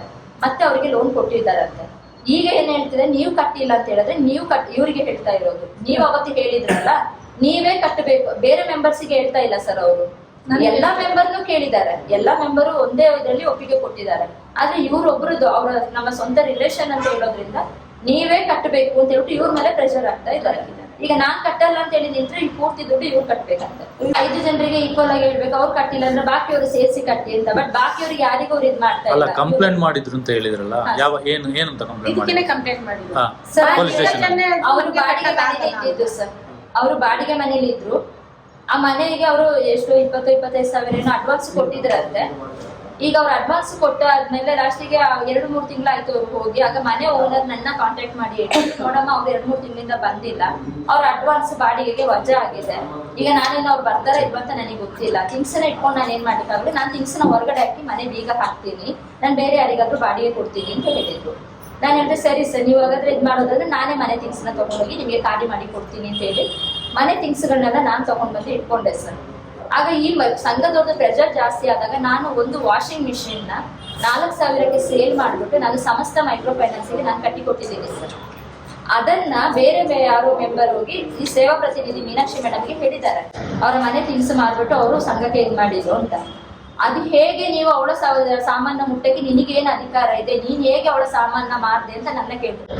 ನನ್ನ ತಂಗಿ ಮನೆ ಥಿಂಗ್ಸ್ ನ ನಾನು ಮುಟ್ಲಿಕ್ಕೆ ಇವ್ರು ನನಗೆ ನೀನ್ ಯಾವ ಅಧಿಕಾರದಲ್ಲಿ ಮುಟ್ಟದೆ, ನೀನು ಹೇಗೆ ಮಾರಿದ್ದು ಅಂತ ನನ್ನ ಹತ್ರ ಇದು ಮಾಡಿ ಪೊಲೀಸ್ ಸ್ಟೇಷನ್ ಅಲ್ಲಿ ಕಂಪ್ಲೇಂಟ್ ಮಾಡಿದ್ದೇನು ಅಂತಂದ್ರೆ, ಸಾವಿತ್ರಿ ಅವರ ಸಾಮಾನೆಲ್ಲ ಗೀತಾ ಅವ್ರು ಮಾರ್ಕೊಂಡು ಬಳಸ್ಕೊಳ್ತಾ ಇದ್ದಾರೆ, ಅವರ ಥಿಂಗ್ಸ್ ನೆಲ್ಲ ಧರ್ಮಸ್ಥಳ ಸಂಘಕ್ಕೆ ಒಪ್ಪಿಸಬೇಕು, ಧರ್ಮಸ್ಥಳ ಸಂಘಕ್ಕೆ ಕಟ್ಟಬೇಕು ಅಂತ. ನಾನ್ ಹೇಳ್ದೆ ಎಲ್ಲಾ ಥಿಂಗ್ಸ್ ನ ತಂದು ನಾನು ಸ್ಟೇಷನ್ ಮುಂದೆ ಇಡ್ತೇನೆ. ಧರ್ಮಸ್ಥಳ ಸಂಘ ಒಂದೇ ಅಲ್ಲ, ಅವ್ರದ್ದು ಬೇರೆ ಮೈಕ್ರೋ ಫೈನಾನ್ಸ್ ಗಳು ಇದೆ. ಹಾಗಾದ್ರೆ ನೀವು ಅದಕ್ಕೆಲ್ಲ ನೀವು ಕಟ್ಕೊಂಡು ಹೋಗೋದಾದ್ರೆ ಎಲ್ಲ ತಂದು ನಾನು ಕೊಟ್ಬಿಡ್ತೀನಿ ಅಂತ. ಅದಾಗೋದಿಲ್ಲ. ಎಲ್ಲ ನಾನು ಧರ್ಮಸ್ಥಳ ಆಫೀಸಲ್ಲಿ ಇರ್ಬೇಕಾದ್ರೇನೆ ನನ್ನ ಮುಂದೆನೆ ಬೇರೆ ಮೆಂಬರಿಗೆ ಫೋನ್ ಮಾಡಿ ಹೇಳ್ತಾರೆ, ಈಗಲೇ ತಕ್ಷಣ ಗೀತಾ ಅವ್ರ ಮನೆಗೆ ಹೋಗ್ಬಿಟ್ಟು ಸಾವಿತ್ರಿ ಅವ್ರದ್ದು ಏನೆಲ್ಲ ವಸ್ತು ಇದೆ ಎಲ್ಲ ಒಂದು ಫೋಟೋ ತೆಗೆದು ನನಗೆ ಕಳ್ಸ್ಕೊಡಿ ಅಂತ. ಅದು ಸೇವಾ ಪ್ರತಿನಿಧಿ ಅವರು ಮೀನಾಕ್ಷಿ ಮೇಡಮ್. ನಾನು ನನ್ನ ಮನೇಲಿ ಇಲ್ಲ, ನಾನಿರೋದು ಇಲ್ಲಿ. ಅವರು ಬೇರೆ ಮೆಂಬರಿಗೆ ಫೋನ್ ಮಾಡಿ ಹೇಳ್ತಾ ಇರೋದು ನನ್ನ ಮನೆಗೆ ಹೋಗ್ಬಿಟ್ಟು ಫೋಟೋ ತೆಗೆದು ಕಳಿಸ್ಬೇಕು ಅಂತ. ನಿಮ್ಮ ಮನೆಗೆ ಬರುವ ಅಧಿಕಾರ ಅವರಿಗಿಲ್ಲಲ್ಲ. ಅದನ್ನ ನಾನು ಕೇಳ್ದೆ, ಅದು ಹೇಗೆ ನೀವು ನನ್ನ ಮನೆಗೆ ಹೋಗೋದು ಅಂತ. ಅಷ್ಟರಲ್ಲಿ ನಾನು ಆಫೀಸಿಂದ ಮನೆಗೆ ಹೋಗೋಷ್ಟರಲ್ಲಿ ನನ್ನ ಮನೆ ಬಾಗಿಲಲ್ಲಿ 4 ಜನ ಹೆಂಗಸನ್ನ ಕಾವಲು ಬಿಟ್ಟಿದ್ದಾರೆ. ಅವ್ರ ಮನೆಗೆ ಒಂದು ವಸ್ತು ಅಲ್ಲಾಡಕ್ಕೆ ಬಿಡಬಾರ್ದು, ನೀವು ಅಲ್ಲಿಂದ ಎಲ್ಲಿ ಹೋಗ್ಬಾರ್ದು, ನಾವು ಈಗ ಪೊಲೀಸ್ನ ಕರ್ಕೊಂಡ್ ಬರ್ತೀವಿ ಅಂತ ಹೇಳ್ಬಿಟ್ಟು 4 ಹೆಂಗಸನ್ನ ನನ್ನ ಮನೆ ಬಾಗಿಲಲ್ಲಿ ಕಾವಲಿಗೆ ನಿಲ್ಸಿದ್ದಾರೆ. 6 ಗಂಟೆವರೆಗೆ ನನ್ನ ಮನೆ ಬಾಗಿಲಲ್ಲಿ ಹೆಂಗಸರು ನಿಂತಿದ್ದಾರೆ ಸರ್. ಮನೆಯಿಂದ ಒಂದು ವಸ್ತು ಅಲ್ಲಾಡಕ್ಕೆ ಬಿಡಬಾರ್ದು ಅಂತ. ನನ್ನ ಮನೆ ವಸ್ತುಗಳನ್ನ ನಾನು ಅಲ್ಲಿ ಮುಟ್ಟಕ್ಕೆ ನನಗೆ ಅಧಿಕಾರ ಇಲ್ಲ ಅಂತ. ನನ್ನ ತಂಗಿಗೆ ನಾನು ಕೂಡ ನಾನು ಮನೆ ಥಿಂಗ್ಸ್ ಎಲ್ಲ ತೆಗೆದು ಕೊಟ್ಟಿದ್ದೀನಿ. ನನ್ನ ತಂಗಿನ ನಾನು ಓದಿಸಿದ್ದು ನಾನು, ಅವಳ ಮದುವೆ ಮಾಡಿದ್ದು ನಾನು. ಮಕ್ಕಳನ್ನ ಬಾಣಂತನ ಎಲ್ಲ ಮಾಡಿದ್ದು ನಾನು. ನನ್ನ ತಂಗಿ ವಸ್ತುಗಳ ಮೇಲೆ ನನಗೆ ಅಧಿಕಾರ ಇದೆ ಸರ್. ಇದನ್ನ ಇವ್ರು ಕೇಳಲಿಕ್ಕೆ ಇವ್ರು ಯಾರು? ನಾನು ಅವ್ರ ಹತ್ರ ಕೇಳ್ಬೇಕಾದ್ರೆ ಅವ್ರು ನನ್ನ ಮೇಲೆ ಪೊಲೀಸ್ ಕಂಪ್ಲೇಂಟ್ ಮಾಡಿದ್ರು ಸರ್. ಪೊಲೀಸ್ ಬಂದ್ರೆ ಮತ್ತೆ ಪೊಲೀಸ್ ಇಲ್ಲಿಗೆ ಬರ್ಲಿಲ್ಲ, ನನಗೆ ಕಾಲ್ ಮಾಡಿ ನನ್ನ ಸ್ಟೇಷನ್ಗೆ ಕರ್ಸಿದ್ರು. ನಾನು ಸ್ಟೇಷನ್ಗೆ ಹೋಗ್ಬಿಟ್ಟು ನಾನು ಇರೋ ಪ್ರಾಬ್ಲಮ್ಸ್ ಎಲ್ಲ ಹೇಳ್ದೆ. ಆಗ ಅವರು ಅವ್ರ ಹತ್ರ ರಿಕ್ವೆಸ್ಟ್ ಮಾಡಿದ್ರು, ನೋಡಿ ಅವ್ರಿಗೆ ಈ ತರ ಪ್ರಾಬ್ಲಮ್ ಇದೆ, ಅವ್ರಿಗೆ ಕಟ್ಟಕ್ ಆಗ್ತಾ ಇಲ್ಲ ಅಂತೆ, ಸ್ವಲ್ಪ ಟೈಮ್ ಕೊಡಿ ಅಂತ ಹೇಳಿ. ಅವ್ರು ಆಗೋದೇ ಇಲ್ಲ ಅಂತ ಹೇಳಿದ್ರು. ಮತ್ತೆ ಅವ್ರಿಗೆ ಯಾರೆಲ್ಲ ದುಡ್ಡು ಕೊಡಕ್ಕಿದ್ದಾರಲ್ಲ ಅವ್ರನ್ನೆಲ್ಲ ಕರ್ಸಿಬಿಟ್ಟು ಅವ್ರ ಕೈಯಿಂದ ಕಟ್ಸೋಣ ಅಂತ ಹೇಳ್ಬಿಟ್ಟು, ಬಾಕಿ ಯಾರು ನಮಗೆ ಗೊತ್ತಿಲ್ಲದೆ ಇರೋದ್ರಿಂದ ಇವ್ರು ಒಬ್ರು ಸಿಕ್ಕಾಕೊಂಡ್ರು. ಇವರ ಹೆಸರು ಅಲ್ಲಿ ಬಂದಿದ್ರಿಂದ ಇವ್ರನ್ನ ಕಟ್ಟಕ್ಕೆ ಹೇಳ್ತಾ ಇದ್ದಾರೆ. ನೀವು 1000 ರೂಪಾಯಿ ಕಟ್ಟಿ, ಬಾಕಿ ದುಡ್ಡು ಗೀತವ್ರು ಸೇರಿಸಿ ಕಟ್ಲಿ. ನಾನು ಹೇಳ್ದೆ, ನಾನಂತ ಹೇಳಿದ್ರೆ ಸರ್, ನನ್ನ ತಂಗಿನ ನಾನು ಬಿಟ್ಟು ಕೊಡೋದಿಲ್ಲ. ಈಗ ಅದ್ರ ಕಷ್ಟ ಅಂತ ಹೋಗಿರ್ಬೋದು, ನಾನು ಕಟ್ಟಿ ಕೊಡ್ತೀನಿ, ಆದ್ರೆ ನನ್ಗೆ ಟೈಮ್ ಬೇಕು ಅಂತ ನಾನು ಕೇಳಿದ್ದು. ಈಗ ಇವ್ರು ಕಟ್ಟಿ ಅಂತ ಹೇಳಿದಾರೆ ಸರ್. ಇವ್ರು ತಗೊಂಡಿರೋದು 20,000 ಸಾಲ. 20,000 ತನಕ ಇವ್ರು ಕಟ್ಟಿ ಕೊಡ್ತಾರೆ, ಬಾಕಿ ದುಡ್ಡನ್ನ ಯಾರು ಕಟ್ತಾರೆ? ಈಗ ಪೊಲೀಸ್ ಸ್ಟೇಷನ್ ಅಲ್ಲಿ ಕಟ್ಟಿ ಅಂತ ಹೇಳಿದ್ರು ಅಲ್ಲ, ನೀವು ನೋಡ್ಕೊಳ್ಳಿ, ಇದು ಸಿವಿಲ್ ನಮಗೆ ಕಾಂಪ್ರಮೈಸ್ ಮಾಡಿ ಬಿಟ್ರು ಸರ್. ಮಗು ವಿಚಾರ ಏನು ಹೇಳಿದ್ರಲ್ಲ, ಏನಾಗಿದೆ ಮಗುವಿಗೆ? ನಂದು 2 ಮಕ್ಕಳಿಗೆ ತಲೆಸೇಮಿ ಅಂತ ಒಂದು ಪ್ರಾಬ್ಲಮ್ ಇತ್ತು ಸರ್. ಅದು ಈಗ ಟ್ರೀಟ್ಮೆಂಟ್ ಎಲ್ಲ ಕಂಪ್ಲೀಟ್ ಆಗಿದೆ. ನಾನು ಮೈಸೂರಲ್ಲಿ ಟ್ರೀಟ್ಮೆಂಟ್ ಮಾಡಿಸ್ತಾ ಇದ್ದೆ. ಈಗ ಅದೆಲ್ಲ ಕಂಪ್ಲೀಟ್ ಆಗಿದೆ. ಆದ್ರೆ ಮಂತ್ಲಿ ಫಾಲೋ ಅಪ್ ಮಾತ್ರ ಇರೋದು. ಮಂತ್ಲಿ ಹೋಗಿ ಚೆಕ್ಅಪ್ ಮಾಡ್ಬೇಕು, ಕೆಲವು ಬ್ಲಡ್ ಟೆಸ್ಟ್ ಗಳೆಲ್ಲ ಮಾಡಿಸ್ಬೇಕು. ಮತ್ತೆ ಅಷ್ಟು ತುಂಬಾ ದುಡ್ಡೇನಾಗಲ್ಲ ಸರ್, 4-5 ಸಾವಿರ ಆಗುತ್ತೆ. ಅಷ್ಟಕ್ಕೂ ಇಲ್ಲದೆ ನಾನು 2 ತಿಂಗಳಿಂದ ನನ್ನ ಮಕ್ಕಳಿಗೆ ಚೆಕ್ಅಪ್ ಮಾಡಿಸ್ತಾ ಇಲ್ಲ. ಯಾಕೆಂದ್ರೆ ಬಂದಿದ್ದೆಲ್ಲ ಇಲ್ಲಿ ನನ್ನ ಮನೇಲಿ ಒಂದು ಅಡಿಗೆ ಮಾಡ್ಲಿಕ್ಕೂ ಕೂಡ ನಾನು 1 kg ಉಪ್ಪು ತರದೆ ನಾನು ಎಷ್ಟೋ ದಿನ ಆಗಿದೆ ಸರ್. ನನ್ನ ತಾಯಿ, ಇವ್ರು ನನ್ನ ತಾಯಿ ಸರ್, ಅವರು ಪೇಷಂಟ್. ಅವ್ರ ಮನೇಲಿದ್ದು 4 ಮಕ್ಕಳನ್ನ ನೋಡ್ಕೊಳ್ತಾರೆ. ನನ್ನ ತಮ್ಮ ಕೂಲಿ ಕೆಲಸ ಮಾಡಿ ಅವರಿಗೆ ಊಟಕ್ಕೆ ತಂದು ಕೊಡ್ತಾ ಇರೋದು ಸರ್. ನಾನು ದುಡ್ದಿದ್ದೆಲ್ಲ ತಂದು ಸಂಘಗಳಿಗೆ ಕಟ್ಟೋದೇ ಆಗ್ತಾ ಇದೆ. ನನ್ನ ಮನೇಲಿ ಒಂದು ಒಲೆ ಕೂಡ ನಾನು ಹಚ್ತಾ ಇಲ್ಲ, ಅಂತ ಪರಿಸ್ಥಿತಿಯಲ್ಲಿ ಈಗ ನಾನಿರೋದು. ಈಗ ನನ್ನ ತಮ್ಮನೇ ನನ್ನ 4 ಮಕ್ಕಳನ್ನ ಸಾಕ್ತಾ ಇರೋದು. ಈಗ ಅಂತದ್ರಲ್ಲಿ ಇವರು ಈಗ ನನಗೆ ಸ್ವಲ್ಪ ಟೈಮ್ ಕೊಡಿ ಅಂತ ಕೇಳಿದ್ರೆ ಅದು ಕೊಡದೆ ಈ ತರ ನನಗೆ ತೊಂದರೆ ಮಾಡ್ತಾ ಇದ್ದಾರೆ ಸರ್. ಅದಕ್ಕೆ ನಾನು ಹೇಳುದಮ್ಮ, ಟೈಮ್ ಕೇಳೋದು ನೋಡಿ, ಒಬ್ಬ ಮನುಷ್ಯನಿಗೆ ನಾನು ಸೋತಿದ್ದೇನೆ ಸಿಲಿಂಡರ್ ಆದಾಗ ಅವನು ಅದಕ್ಕೆ ಅವಕಾಶ ಕೊಡ್ಬೇಕಿತ್ತು. ಈಗ ಅವನ ಅವಕಾಶ ಕೊಡದಿದ್ರೆ ನಾವೇನ್ ಮಾಡ್ಬೇಕು? ಕಟ್ಟೋದಿಲ್ಲ. ಕಟ್ಟುವುದೇ ಬೇಡ. ನಾನು ಕಟ್ಟೋದಿಲ್ಲ ಅಂತ ನಿಂತಾಗ ಈ ಬಾಕಿ ಮೆಂಬರ್ಸ್ ಗಳಿಗೆ ತೊಂದರೆ ಮಾಡ್ತಾ ಇದ್ದಾರೆ. ಇಲ್ಲ, ಬಾಕಿ ಮೆಂಬರ್ಸ್ ಅವ್ರು ಕೂಡ ಅರ್ಥ ಮಾಡ್ಬೇಕು. ಇದೇ ಪರಿಸ್ಥಿತಿ ಈಗ ಇವತ್ತು ನಿಮಗೆ ಬಂದ ಪರಿಸ್ಥಿತಿ ಇದೇ ಅವರಿಗೆ ಬರ್ತಿದ್ರೆ. ನಿಮ್ಮ ಗಂಡ ಏನ್ ಮಾಡ್ತಾರೆ? ನನ್ನ ಗಂಡ ಅವ್ರು ಕೂಲಿ ಕೆಲಸ ಮಾಡ್ತಾ ಇದ್ದಿದ್ದು ಸರ್. ಆದ್ರೆ ಈಗ ಅವರಿಗೆ ಪ್ರಾಬ್ಲಮ್ ಇರೋದ್ರಿಂದ, ಅಂದ್ರೆ ಅವ್ರು ಸೆಂಟ್ರಿ ಕೆಲಸ ಮಾಡೋದು, ಈ ಮೇಲೆಲ್ಲ ಹತ್ತಿ ಕೆಲಸ ಮಾಡ್ಬೇಕು. ಸ್ವಲ್ಪ ಮೇಲೆ ಹತ್ತುವಾಗ ಅವರಿಗೆ ತಲೆ ತಿರುಗಿದಾಗೆ ಆಗುತ್ತೆ. ಹಾಗಾಗಿ ಅವ್ರು ಏನು ಕೆಲಸಕ್ಕೆ ಏನು ಹೋಗ್ತಾ ಇಲ್ಲ. ಈಗ ಅವ್ರ ಮನೇಲೇ ಇರೋದು. ನನ್ನ ಅತ್ತೆ ಮನೆ ಇರೋದು ಮಡಿಕೇರಿ ಸರ್. ನಾನು ಇಲ್ಲಿ ಫ್ಯಾಕ್ಟ್ರಿ ಇರೋದ್ರಿಂದ ನಾನು ಇಲ್ಲಿ ಇರೋದು. ಅಂದ್ರೆ ನನ್ನ ಅತ್ತೆನೂ ಬೆಡ್ ಪೇಷಂಟ್. ಅವರಿಗೆ ಪೆನ್ಷನ್ ಇದೆ. ಅವರು ಏನು ನರ್ಸ್ ಆಗಿದ್ರು. ಅವ್ರಿಗೆ ಪೆನ್ಷನ್ ಇದೆ. ಅವ್ರು ಅದರಲ್ಲಿ ನಾವು ಸಿಗ್ಲಿಲ್ಲ ಸರ್. ಈಗ ತಾಯಿ ಜೊತೆ ನನ್ನ ಹಸ್ಬೆಂಡ್ ಇದ್ದಾರೆ. ನಾನು ಇಲ್ಲಿ ಇರೋದು ಸರ್. ಎಷ್ಟು ಲಕ್ಷ ಸಾಲ ಇದೆ ಈಗ ಬಾಕಿ ನಿಮ್ಗೆ? ಈಗ ಮೈಕ್ರೋ ಫೈನಾನ್ಸ್ ಈ ಸಂಘಗಳಲ್ಲಿ ಟೋಟಲ್ ಆಗಿ 6-7 ಲಕ್ಷ ಇದೆ ಸರ್. 6-7 ಲಕ್ಷ ಇದೆ. ವಾರಕ್ಕೆ ಎಷ್ಟು ಕಟ್ತೀರಾ? ವಾರಕ್ಕೆ ಈಗ ನಾನು 10,000 ತನಕ ಕಟ್ಟುತ್ತಾ ಇದ್ದೀನಿ ಸರ್. ತಿಂಗಳದ್ದು ಬೇರೆ ಇದೆ, ವಾರದ್ದು ಬೇರೆ ಇದೆ ಸರ್. ನನಗೆ ತಿಂಗಳಿಗೆ ಬರೋ ಸಂಬಳ 20,000 ಇದೆ ಸರ್. ನಾನು ಡೈಲಿ ಕೆಲಸ ಮಾಡ್ತೀನಲ್ಲ ಸರ್, ಪ್ಲೇಟ್ಸ್ ಅದಿದೆಲ್ಲ, ಅದ್ರದ್ದು ನನಗೆ ಡೈಲಿ ಏನಿಲ್ಲ ಅಂತ ಹೇಳಿದ್ರು 1,000 ಸಿಗ್ತಾ 1,000-2,000 ಸಿಗ್ತದೆ. ಅದರಲ್ಲೇ ನಾನು ಜೀವನ ಮಾಡ್ತಾ ಇದ್ದಿದ್ದು. ಈಗ ಸ್ವಲ್ಪ ಟೈಮಿಂದ ನನಗೆ ಬಂಡವಾಳ ಇಲ್ಲದೆ ನನ್ನ ಬಿಸ್ನೆಸ್ ಎಲ್ಲ ಸ್ಟಾಪ್ ಆಗಿ ಹೋಗಿದೆ ಸರ್. ಅದರಿಂದ ನನಗೆ ಇಷ್ಟು ತೊಂದರೆ ಆಗ್ತಾ ಇದೆ. ಈಗ ಇವರಿಗೆ ಪರಿಚಯ ಇದ್ರು? ನಾನು ಡಾಕ್ಟರ್ ನನಗೆ ಪರಿಚಯ ಮಾಡಿಕೊಟ್ಟೆ, ದುರ್ಗಾಪ್ರಸಾದ್ ಡಾಕ್ಟರ್. ನನಗೆ ಅಂದ್ರೆ ದುರ್ಗಾಪ್ರಸಾದ್ ಡಾಕ್ಟರ್ ಮೊದಲಿಂದ ಗೊತ್ತಿತ್ತು. ಅವರಿಗೆ ಬಡವರಿಗೆ ಏನಾದ್ರು ತುಂಬಾ ಕಷ್ಟದಲ್ಲಿದ್ರೆ ಸಹಾಯ ಮಾಡ್ತಾರೆ ಅಂತ ಹೇಳೋ ವಿಷಯ ನನಗೆ ಮೊದಲೇ ಗೊತ್ತಿತ್ತು. ನಾನು ಸಂಘದ ಅವ್ರ ಹತ್ರ ಹೋಗಿ ಮಾತಾಡಿದೆ. ಅವರಿಂದ ನನಗೆ ಏನು ಪರಿಹಾರ ಸಿಗಲಿಲ್ಲ. ಸಂಘದ ಮೆಂಬರ್ಸ್ ಗಳ ಹತ್ರ ರಿಕ್ವೆಸ್ಟ್ ಮಾಡಿದೆ. ಅವರಿಂದನೂ ಏನು ಮಾಡ್ಲಿಕ್ಕಾಗಿದೆ ಸರ್. ಮತ್ತೆ ಯಾವಾಗ ಈ ಧರ್ಮಸ್ಥಳ ಸಂಘದ ಕಂಪ್ಲೇಂಟ್ ಆಯಿತು, ಆಗ ಪೊಲೀಸ್ ಸ್ಟೇಷನ್ ಅಲ್ಲೂ ನನಗೆ ಗೊತ್ತಾಯ್ತು. ಅವ್ರು ಹೋದ್ರು ಅಲ್ಲೆಲ್ಲ ಕಾಂಪ್ರಮೈಸ್ ಮಾಡಿ ಬಿಡ್ತಾರೆ ಅನ್ನೋದು ನನಗೆ ಗೊತ್ತಾಯ್ತು. ಅದಕ್ಕೆ ನಾನು ಡಾಕ್ಟರ್ ಮೂಲಕ ನಾನು ಇದು ಮಾಡಿದೆ ಸರ್. ಡಾಕ್ಟರ್ ಹತ್ರ ಹೋಗಿ ನನ್ನ ಪ್ರಾಬ್ಲಮ್ಸ್ ಹೇಳ್ಕೊಂಡು ನನಗೆ ಏನಾದರೂ ಒಂದು ಹೆಲ್ಪ್ ಮಾಡಿ ಅಂತ ನಾನು ಅವ್ರನ್ನ ಕೇಳ್ಕೊಂಡಾಗ ಡಾಕ್ಟರ್ ನನಗೆ ಇವ್ರನ್ನ ಕಾಂಟ್ಯಾಕ್ಟ್ ಮಾಡಿ ಕೊಟ್ಟರು ಸರ್. ಸಂಘಗಳು ಕಟ್ಟಕ್ಕೆ ಮಕ್ಕಳಿಗೆ ನನಗೆ ಒಂದು 2 ತಿಂಗಳು ನನಗೆ ಟೈಮ್ ಕೊಟ್ಟರು ಸರ್. ನಾನು ಕೆಲಸ ಮಾಡಿ ನಾನು ಬಂದಿದ್ದ ದುಡ್ಡಲ್ಲಿ ಉಳಿಸ್ಕೊಂಡು ನನ್ನ ಸಂಘಗಳಿಗೆ ಮುಂದೆ ನಾನು ಕರೆಕ್ಟ್ ಕಟ್ಟಿ ಕೊಡ್ತೀನಿ. ನನಗೆ ಈಗ ಏನಾಗ್ತಾ ಇದೆ ಅಂತಂದ್ರೆ ಉಸಿರಾಡಕ್ಕೂ ಟೈಮ್ ಇಲ್ಲ ಅಂತ ಹೇಳೋ ತರ ಆಗಿದೆ ಸರ್. ಈಗ ಇವತ್ತು ಒಂದು ಸಂಘ ಇದೆ ಅಂತ ಹೇಳಿದ್ರೆ ಅದರದ್ದು ದುಡ್ಡು ಕಟ್ಟೋರಿಗೆ ನಾನು ಎಲ್ಲಿ ಹೋಗುವಾಗಿಲ್ಲ. ನಾನು ಅವತ್ತು ದುಡಿದ್ರೆ ಮಾತ್ರ ನನಗೆ ಅವತ್ತು ಕಟ್ಲಿಕ್ಕೆ ಆಗೋದು. ನನಗೆ ಅವತ್ತು ಫುಲ್ ಅಲ್ಲೇ ಆಗ್ಬಿಡುತ್ತೆ.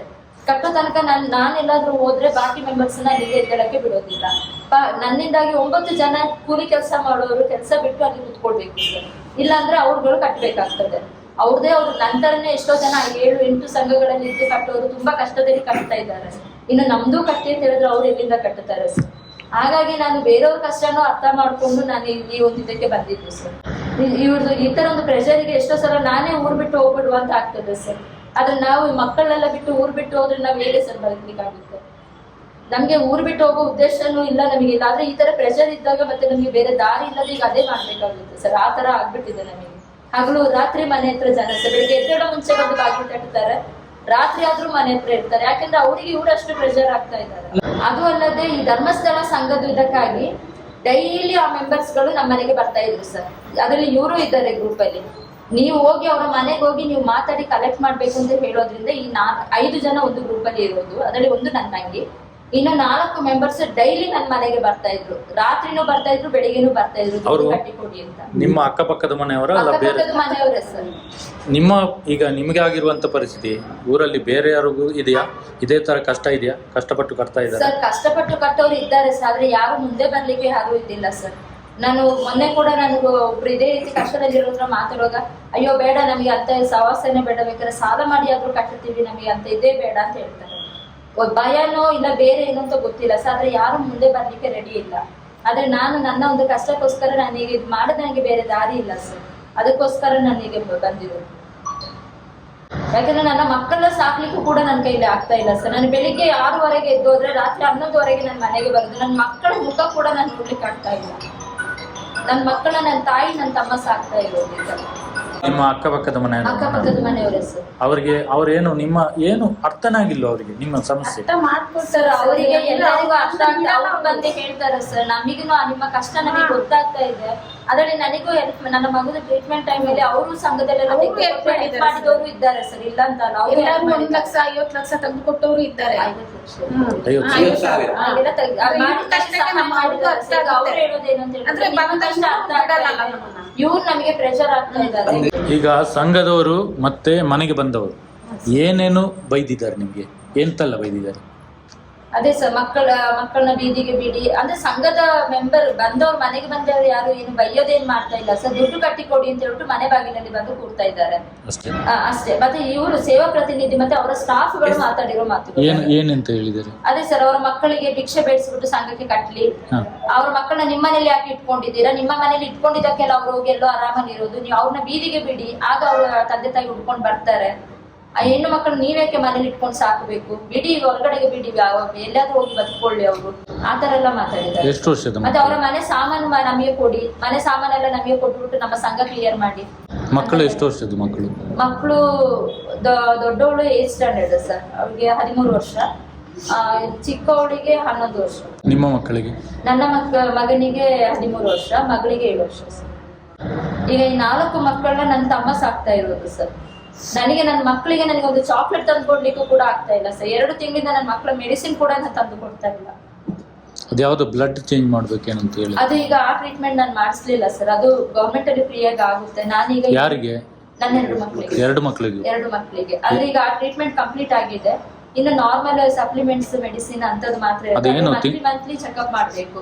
ಈ ಐರನ್, ಕ್ಯಾಲ್ಸಿಯಂ, ಹಿಮೋಗ್ಲೋಬಿನ್ ಇಂಥದನ್ನೆಲ್ಲ ಮಂತ್ಲಿ ಚೆಕ್ಅಪ್ ಮಾಡ್ಕೊಂಡು ನಾವು ಅದನ್ನ ಮೆಡಿಸಿನ್ ಅಲ್ಲಿ ಬ್ಯಾಲೆನ್ಸ್ ಮಾಡೋದು ಸರ್. ಅಂದ್ರೆ ಅವರಿಗೆ ಐರನ್ ಕೂಡ ಜಾಸ್ತಿ ಆಗ್ಬಾರ್ದು, ಮತ್ತೆ ಈ ಕ್ಯಾಲ್ಸಿಯಂ ಕಡಿಮೆ ಆಗ್ಬಾರ್ದು, ಈ ತರ ಎಲ್ಲ ಇದೆ ಸರ್. ಅದನ್ನ ನಾವು ಬರೀ ಸಪ್ಲಿಮೆಂಟ್ಸ್ ಅಲ್ಲಿ ಇದು ಮಾಡ್ಬೋದು, ಬೇರೆ ಎಕ್ಸ್ಟ್ರಾ ಮೆಡಿಸಿನ್ ಇಲ್ಲ. ಈ ತರ ಸಪ್ಲಿಮೆಂಟ್ಸ್ ಅಲ್ಲೇ ಅವರಿಗೆ ಮೇಂಟೈನ್ ಮಾಡ್ತಾ ಇರ್ಬೋದು ಸರ್. ಅದರಲ್ಲಿ ನನ್ನ ಮಕ್ಕಳಿಗೆ ಆಗಾಗ ಏನಾಗುತ್ತೆ ಅಂತ ಹೇಳಿದ್ರೆ ಈ ಕಾಲುಗಳು ನೋವು ಬರೋದು, ಅಂದ್ರೆ ತಲಸೇಮಿಯಾ ಇರುವಂತ ಮಕ್ಕಳಿಗೆ ಬಾಡಿ ಎಲ್ಲ ಪೇನ್ ಇರುತ್ತೆ, ಆ ತರ ಎಲ್ಲ ಪ್ರಾಬ್ಲಮ್ ಆಗುತ್ತೆ ಸರ್.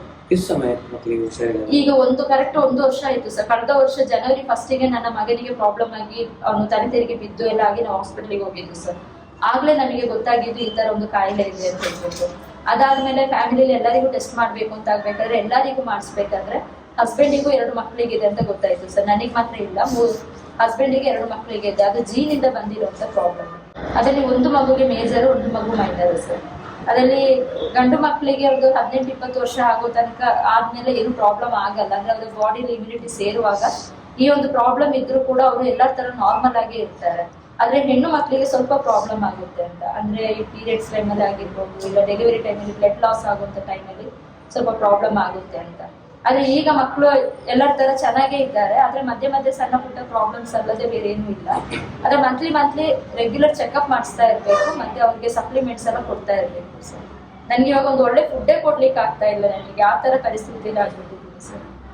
ಅವ್ರಿಗೆ ಅಂತ ಹೇಳಿದ್ರೆ ಒಳ್ಳೆ ಫುಡ್ ಕೊಡ್ಬೇಕು, ಎಲ್ಲ ಇದು ಮಾಡ್ಬೇಕು. ನನಗೆ ನಾರ್ಮಲ್ ಊಟನೇ ಕೊಡ್ಲಿಕ್ಕೆ ಆಗ್ತಾ ಇಲ್ಲ. ನನಗೆ ಇದು ಒಳ್ಳೆ ಸರ್. ಹಾಗಾಗಿ ನಾನು ಅಷ್ಟು ಟೈಮ್ ಕೇಳಬೇಕು ಅಂತ ಹೇಳಿ ನಾನು ಇಷ್ಟು ಒತ್ತಾಡ್ಕೊಂಡು ಬಂದಿದ್ದೀನಿ. ನೋಡಿ, ನಮಗೆ ಗೊತ್ತಿರುವ ಹಾಗೆ ವಾರ ವಾರ ಕಟ್ಟುವಂಥದ್ದು RBI ನಿಯಮದಲ್ಲಿ ಇಲ್ಲ. ಯಾವುದೇ ಒಂದು ಸಂಘದಲ್ಲೇ ಆಗಲಿ, ಮೈಕ್ರೋ ಫೈನಾನ್ಸ್ ಆಗಲಿ, ಬ್ಯಾಂಕಲ್ಲಾಗಲಿ ಇಲ್ಲ. ಅದು ವಾರ ಕಟ್ಟುವಂಥದ್ದು. ನಾವು ಧರ್ಮಸ್ಥಳ ಸಂಘದ ಬಗ್ಗೆ ನಾವು ಮಾತ್ರ ಈಗ ಸ್ಟಡಿ ಮಾಡಿರೋದು, ನಾವು ಅದರ ಬಗ್ಗೆ ಹೋರಾಟ ಮಾಡ್ತಾಯಿದ್ದೀವಿ. ಬೇರೆ ಮೈಕ್ರೋ ಫೈನಾನ್ಸ್ ನಮ್ಮೂರಲ್ಲಿ ಇಲ್ಲ, ಹಾಗಾಗಿ ನಮಗೆ ಅದರ ಬಗ್ಗೆ ಗೊತ್ತಿಲ್ಲ. ಹಾಗಾಗಿ ನಮಗೆ ಅದೊಂದು ಗೊತ್ತಿದೆ, ವಾರ ವಾರ ಕಟ್ಟುವಂಥದ್ದು ಯಾವುದೇ ನಿಯಮ ಇಲ್ಲ, RBI ನಿಯಮ ಇಲ್ಲ. ಅದನ್ನು ನೀವು ನಿಲ್ಲಿಸಬಹುದು. ನಾನು ಸಮಸ್ತ ಸಂಘಕ್ಕೆ ನಾನು ದುಡ್ಡು ಕಟ್ಬೇಕು. ನಾನು ಹೇಳ್ತಾರೆ ಸರ್, ನನ್ನ ಮಕ್ಕಳ ಟ್ರೀಟ್ಮೆಂಟ್ಗೆ ಬೇರೆಯವರೆಲ್ಲ ತೆಗೆದು ಕೊಟ್ಟಿದ್ರು ಅಂದ್ರೆ ಅವ್ರದ್ದೆಲ್ಲ ನಾನೇ ಕಟ್ಲಿಕ್ಕೆ ಇದ್ದಿದ್ದು. ಅವತ್ತೊಂದು ದಿನ ನನಗೆ ಅಮೌಂಟ್ ಸಿಕ್ಕುವಾಗ ಸ್ವಲ್ಪ ಲೇಟ್ ಆಗೋಯ್ತು. ಒಬ್ರು ಕೊಡ್ತೀನಿ ಅಂತ ಹೇಳಿದವರು ಕೊನೆ ಗಳಿಗೆಯಲ್ಲಿ ನನಗೆ ಇದು ಮಾಡ್ಬಿಟ್ರು, ಇಲ್ಲ ನನಗೆ ಅಮೌಂಟ್ ಆಗಿಲ್ಲ ಅಂತ ಒಂದೇ ಸಲ ಹೇಳ್ಬಿಟ್ರು. ನಾನು ಮತ್ತೆ ಅಲ್ಲಿ ಇಲ್ಲಿ ಎಲ್ಲ ಕೇಳಿ ಆಗ್ಬೇಕು. ನನಗೆ ಬೆಳಿಗ್ಗೆ ಕಟ್ಟಬೇಕಿತ್ತು ಸರ್, 12 ಗಂಟೆಗೆ ನನಗೆ ಕೇಳಿದ್ದೆ, 12 ಗಂಟೆಗೆ ಕಟ್ಟಬೇಕಾಗಿತ್ತು. ಬಟ್ ನನಗೆ ಅಮೌಂಟ್ ಪ್ರಾಬ್ಲಮ್ ಆಗ್ಬಿಟ್ಟು ನಾನು ಬೇರೆ ಕಡೆ ಎಲ್ಲ ಒದ್ದಾಡಿ ನಾನು ಅಮೌಂಟ್ ಹೊಂದಿಸ್ಕೊಂಡು ಬರುವಾಗ ಲೇಟ್ ಆಗ್ಬಿಟ್ಟು ಸರ್. ನಾನು ಕುಟ್ಟಾಗ ಹೋಗ್ಬಿಟ್ಟು ನಾನು ಬೇರೆಯೊಬ್ಬರ ಹತ್ರ ಸಾಲ ಕೇಳಿದ್ದೆ. ಅವ್ರ ಮನೆ ಕುಟ್ಟದಲ್ಲಿರೋದು. ನಾನು ಅಲ್ಲಿ ಹೋಗಿ ರಾತ್ರಿ 8 ಕಾಲ ಆಗಿದೆ ನಾನು ಬರೋಷ್ಟರಲ್ಲಿ. ಅಷ್ಟು ಬೇಗ ಸಂಘದವರು ಒಂದು 7-8 ಜನ ಬಂದ್ಬಿಟ್ಟು ಮನೆ ಹತ್ರ ಬಂದು, ನಾವು ಅವರಿಗೆ ಕೊಟ್ಟಿದ್ದಲ್ಲ ನಿಮಗೆ, ಅವರ ಹೆಸರಲ್ಲಿ ನನಗೆ ತೆಗೆದು ಕೊಟ್ಟಿದ್ರು ಸರ್. ನಾನು ಅಲ್ಲಿವರೆಗೆ ನಾನು ಕರೆಕ್ಟಾಗಿ ಕಟ್ಟಿ ಕೊಟ್ಟಿದ್ದೀನಿ. 1 ವರ್ಷದಿಂದ ನಾನು ಯಾವ್ದು ಇದು ಮಾಡಿರ್ಲಿಲ್ಲ. ಅವರಿಗೆ ನಾವು ತೆಗೆದು ಕೊಟ್ಟಿದ್ದಲ್ಲ ನಿಮಗೆ ಕೊಟ್ಟಿದ್ದು, ನೀವುಗಳು ಕಟ್ಟಬೇಕು ಅಂತ ಹೇಳಿ ದೊಡ್ಡ ಗಲಾಟೆ ಎಬ್ಬಿಸಿ ಎಲ್ಲ ಇದು ಮಾಡಿ, ಇವರೆಲ್ಲ BP ಎಲ್ಲ ಹೈ ಆಗಿ ತಲೆ ತಿರುಗಿ ಎಲ್ಲ ಬಿದ್ದು ಏನು ಮಾಡಿದ್ರು ಅವ್ರು ಬಿಟ್ಟಿಲ್ಲ ಸರ್. ಮತ್ತೆ ಇವರು ಅಲ್ಲಿ ಇಲ್ಲಿ ಎಲ್ಲ ಕಲೆಕ್ಟ್ ಮಾಡಿ ಎಲ್ಲರೂ ಸೇರಿ ಅಮೌಂಟ್ ಎಲ್ಲ ಕಟ್ಟಿ ಕೊಟ್ಟಿದ್ದಾರೆ. ನಾನು 8:15 ಬರೋಷ್ಟರಲ್ಲಿ ಇಡೀ ಏರಿಯಾದಲ್ಲಿ ಎಲ್ಲ ನನ್ನೇ ನಿಂತು ನೋಡ್ತಾ ಇದ್ದಾರೆ ಸರ್. ನಾನು ಇದು ಯಾಕೆ ಅಂತ ನನಗೆ ಗೊತ್ತಾಗ್ಲಿಲ್ಲ. ಅಷ್ಟರಲ್ಲಿ ಅಷ್ಟು ದೊಡ್ಡ ಗಲಭೆ ಎಬ್ಸಿದ್ದಾರೆ. ಅಷ್ಟರಲ್ಲಿ ಇವರು ನಮ್ಮ ತಾಯಿ ಅವರಿಗೆ ಸ್ವಲ್ಪ ಕಾಲು ಪ್ರಾಬ್ಲಮ್ ಇದೆ ಸರ್. ಅವರು ಬಿದ್ದು ಎಲ್ಲ ಇದಾಗಿ ಅವರಿಗೆಲ್ಲ ಪ್ರಾಬ್ಲಮ್ ಆಗಿ ತಲೆ ತಿರುಗಿ ಎಲ್ಲ ಬಿದ್ದು, ಇವರಿಗೆ BP ಎಲ್ಲ ಹೈ ಆಗಿ ಅಷ್ಟು ತಲೆ ತಿರುಗಿ ಬಿದ್ದೋಗಿದ್ರು ಕೂಡ ನೀವು ದುಡ್ಡು ಕಟ್ಟದೆ ಹೋಗೋದಿಲ್ಲ ಅಂತ ಹೇಳ್ಬಿಟ್ಟು ದುಡ್ಡು ಕಟ್ಸ್ಕೊಂಡು ಹೋಗಿದ್ದಾರೆ ಸರ್. ನಾನು 8:15 ಆಗ್ಬಿಡ್ತು. ನಾನು ಪುಟ್ಟಾಗ ಹೋಗಿ ಬರೋಷ್ಟರಲ್ಲಿ ಟೈಮ್ ಆಗೋಗ್ಬಿಡ್ತು. ಅಷ್ಟರಲ್ಲಿ ಅಷ್ಟು ದೊಡ್ಡ ಗಲಾಟೆ ಎಬ್ಸಿದ್ದಾರೆ. ರಾತ್ರಿ 1 8 ಗಂಟೆ ಆಗಿದೆ ಸರ್. ಹೌದಾ? ರಾತ್ರಿ 8 ಗಂಟೆ ಅಷ್ಟು ದೊಡ್ಡ ಗಲಾಟೆ ಮಾಡ್ತಾ ಇದ್ರು ಕೂಡ ಅಲ್ಲಿ ಯಾರು ಒಬ್ರು ಸಪೋರ್ಟಿಗೆ ಬರ್ಲಿಲ್ಲ ಸರ್. ಸರ್ ಪೊಲೀಸ್ ಕಂಪ್ಲೇಂಟ್ ಮಾಡಿ ಅಂತಾನೆ ಹೇಳಿದ್ರು, ನಮ್ಮ ಮೇಲೆನೆ ಕಂಪ್ಲೇಂಟ್ ಮಾಡಿ ಅಂತ. ಆದ್ರೆ ಊರ್ನವ್ರೆ ಅಷ್ಟು ಸಾಲ ಅವಳು ಯಾಕೆ ಇಸ್ಕೊಂಡು ಅವಳ ಮೇಲೆ ಕಂಪ್ಲೇಂಟ್ ಮಾಡಿ ಅಂತಾನೆ ಹೇಳ್ತಾರೆ ಸರ್. ಸಂದರ್ಭ ಯಾರನ್ನು ಯಾವ ಲೆವೆಲ್ಗೆ ತರ್ತದೆ ಅಂತ ಗೊತ್ತಾಗುದಿಲ್ಲಮ್ಮ. ಇವತ್ತು ನಮ್ಗೆ ಬರ್ತದೆ, ನಾಳೆ ಅವರಿಗೆ ಬರ್ತದೆ. ಗೊತ್ತಾಯ್ತಾ? ನೀವು ಅವತ್ತು ನಿಮ್ಗೆ ಸಾಲ ಕಟ್ಲಿಕ್ಕೆ ಸಾಧ್ಯ ಉಂಟಂತ ಹೇಳಿ ತಗೊಂಡಿದ್ದೀರಾ, ಇವತ್ತು ಕಷ್ಟ ಆಗ್ತದೆ. ಹೌದಲ್ವಾ? ನೋಡಿ, ನಾವು 1.5 ವರ್ಷದಿಂದ ಹೋರಾಟ ಮಾಡ್ತಾ ಇದ್ದೀವಿ. ನಾನು ಕೂಡ ಸಾಲ ತಗೊಂಡವನೇ, 3 ಲಕ್ಷ ಸಾಲ ತಗೊಂಡು, ಇದೇ CDP ಸಾಲ ತಗೊಂಡು 70,000 ಕಟ್ಟಿದ ಮೇಲೆ ಇವ್ರದ್ದು ಹಣೆ ಬರಲ್ಲ ಗೊತ್ತಾಯಿತು. 8 ವರ್ಷದಿಂದ ಸಂಘದಲ್ಲಿ ಇದ್ದವ. ಆಮೇಲೆ ದಾಖಲೆ ಕೊಡಿ ಅಂತ ನಾವು ಅದರ ಬಗ್ಗೆ ಫಸ್ಟ್ ಸ್ಟಡಿ ಮಾಡಿದ್ವಿ. ಏನೆಲ್ಲ ಡಾಕ್ಯುಮೆಂಟ್ ಇದೆಯಾ, ಇಲ್ಲ RBI ನಿಯಮ ಪ್ರಕಾರ ಇವ್ರದ್ದು ಇದೆಯಾ ಇಲ್ವಾ ಎಲ್ಲ ಸ್ಟಡಿ ಮಾಡಿ ಆಮೇಲೆ ನಿಲ್ಲಿಸಿದ್ವಿ. ಈಗ 1.5 ವರ್ಷ ಮೇಲಾಯಿತು ನಾನು ನಿಲ್ಲಿಸಿ. ಅದಕ್ಕಿಂತ ಮುಂಚೆನೇ ನಾವು ಇದ್ರ ಬಗ್ಗೆ ಶುರು ಮಾಡಿದ್ದು ಹೋರಾಟ. ಈಗ ನಾವು ಹೇಳುವಂಥದ್ದು, ನೀವು 3 ಜನ, ಈಗ ಬೇರೆಯವರು ಅವ್ರ ಮನೆಗೆ ಬರ್ತಾರೆ, ಅವ್ರು ತೊಂದರೆ ಮಾಡ್ತಾರೆ, ಅದೆಲ್ಲ ಬೇಡ. ನೀವು ಈಗ ಏನು ತೀರ್ಮಾನ ಮಾಡ್ತೀರಾ? ಇನ್ನು ಮುಂದೆ ಕಟ್ತೀರಾ ಇಲ್ವಾ? ಕಟ್ಟಕ್ಕಾಗಲ್ಲ, ಯಾಕಂದರೆ ನಿಮ್ಗೆ ಕಷ್ಟ ಇದೆ. ಮತ್ತು ಇಷ್ಟರವರೆಗೂ ನೀವೀಗ ಮೈಕ್ರೋ ಫೈನಾನ್ಸ್ ಅದು ಇದು ಅಂತ ಹೇಳಿ ಎಷ್ಟು ವರ್ಷದಿಂದ ಈ ಸಂಘಗಳಿದ್ದೀರಾ ನೀವು? 12 ವರ್ಷದಿಂದ ಈ ಮೈಕ್ರೋ ಫೈನಾನ್ಸ್ ಸಂಘಗಳಲ್ಲಿ ಇದ್ದೀರಾ ನೀವು. ಇಷ್ಟು ವರ್ಷ ನೀವು ವಾರ ವಾರ ಬಡ್ಡಿ ಕಟ್ಟಿದ್ದೀರಾ, ಅದು ಕೂಡ ಹೆಚ್ಚುವರಿ ಬಡ್ಡಿ. ನಿಮಗೆ ಸ್ವಸಹಾಯ ಸಂಘದ ನಿಯಮದ ಪ್ರಕಾರ, RBI ನಿಯಮ ಪ್ರಕಾರ 5% ಮಾತ್ರ ನಿಮಗೆ ಬಡ್ಡಿ ಕಟ್ಟಲಿಕ್ಕೆ ಇರುವಂಥದ್ದು.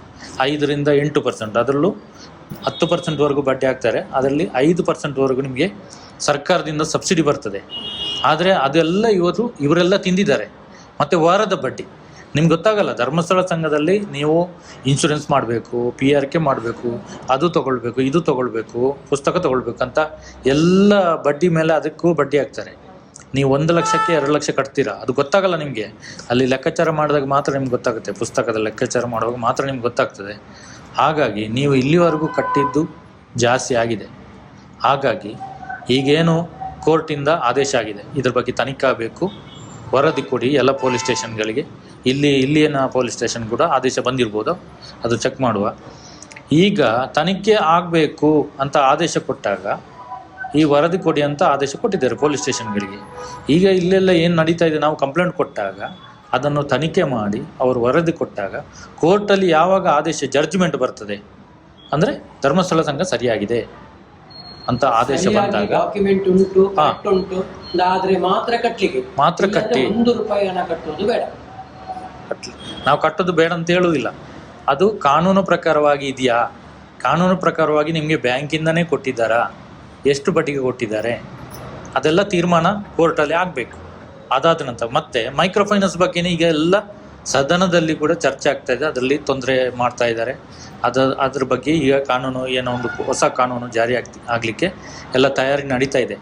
ಹಾಗಾಗಿ ಈ ತೊಂದರೆ ಕೊಟ್ಟವರಿಗೆ ಅವರು ತೊಂದರೆ ಕೊಡ್ಲಿಕ್ಕೆ ಇಲ್ಲ, ಆದರೂ ಕೂಡ ನಿಮಗೆ ನಿಮ್ಮೂರಲ್ಲಿ ಎಲ್ಲೂ ಕೂಡ ಸಮಸ್ಯೆ ಆಗಲಿಲ್ಲ, ಹಾಗಾಗಿ ಇಲ್ಲಿ ತೊಂದರೆ ಜಾಸ್ತಿ ಆಗ್ತಾ ಇದೆ.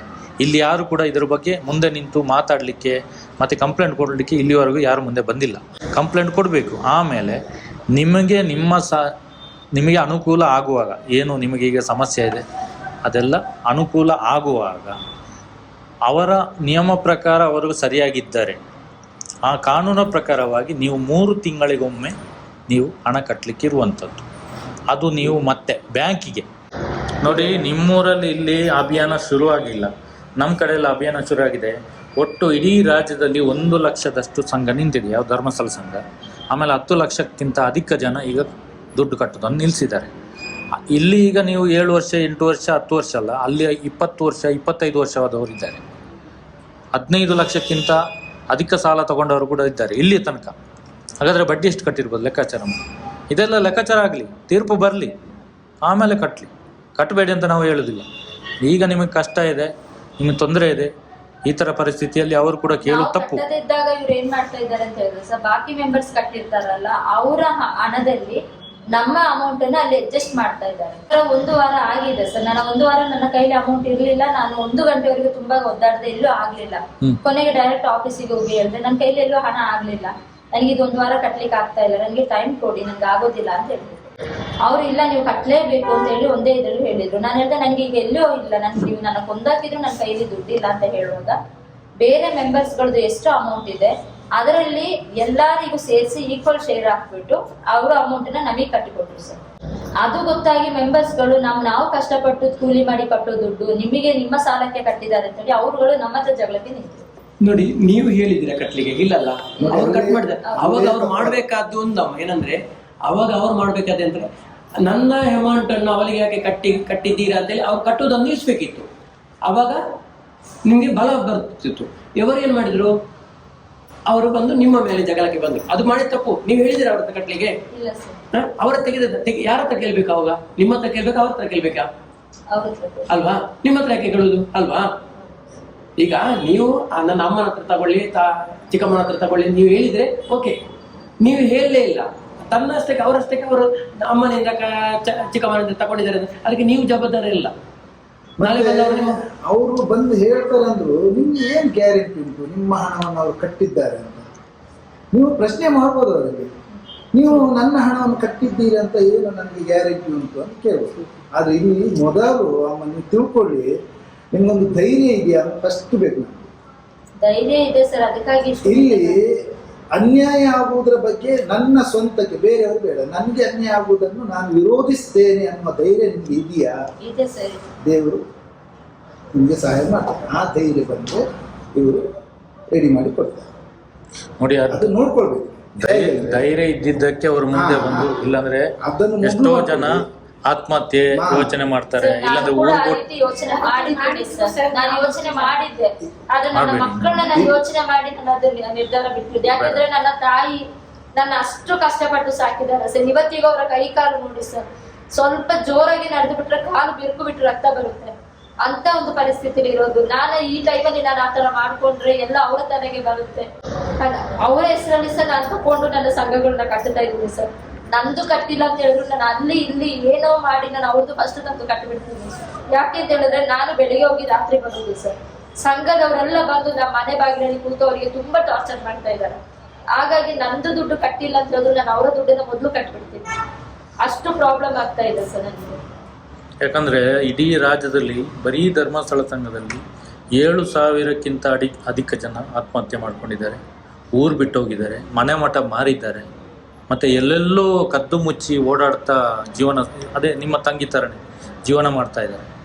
ಈ ಪರಿಸ್ಥಿತಿ ತಂದಿಟ್ಟದ್ದು ಯಾರು? ಅವರ ಇದು 20 ವರ್ಷದಿಂದ ಮುಂಚೆ ಅವರವರು ಕೂಲಿ ಕೆಲಸ ಮಾಡಿ ಊಟ ಮಾಡಿ ಜೀವನ ಮಾಡಿಸ್ತಾ ಇದ್ರು. ದುಡ್ಡಿನ ಆಸೆ ತೋರಿಸಿ ಯಾರು ಈ ಥರ ಇದು ಮಾಡಿದ್ದು? ಅಂತೂ ಸಂಘದವ್ರು ಬರ್ತಾರೆ ಸರ್. ಅಷ್ಟು ಮಾತ್ರ ಅಲ್ಲ. ಹೌದು.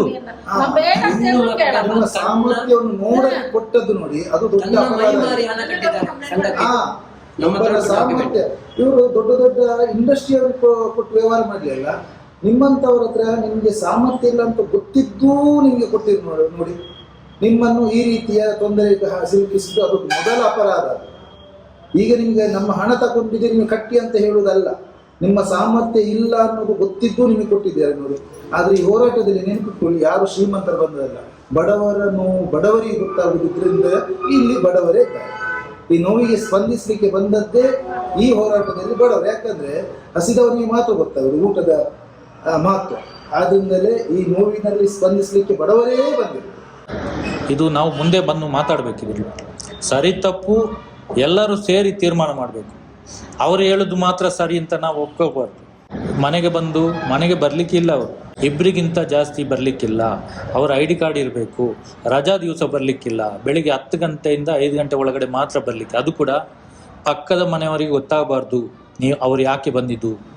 ಮತ್ತೆ ಈಗಲೇ ಕಟ್ಟಿ ಬರುವುದಕ್ಕಿಂತ ಮುಂಚೆ ಅವರು ನಿಮಗೆ ಇನ್ಫಾರ್ಮೇಶನ್ ಕೊಡ್ಬೇಕು. ನಾನು ನಿಮ್ಮ ಮನೆಗೆ ಬರ್ಬಹುದಾ ಅಂತ. ಬಂದ್ರೂ ಕೂಡ ನಿಮ್ಮ ಹೊರಗಡೆ, ನಿಮ್ಮ ಕಂಪೌಂಡಿನ ಹೊರಗಡೆ ನಿಂತು ಒಳಗಡೆ ಬರ್ಬೋದಮ್ಮ ಅಂತ ಕೇಳಿ ಆಮೇಲೆ ನಿಮ್ಮ ಹತ್ರ ಬಂದು ಮಾತಾಡ್ಬೋದು. ಯಾಕಂದ್ರೆ ಗಲಾಟೆ ಮಾಡ್ಲಿಕ್ಕಿಲ್ಲ.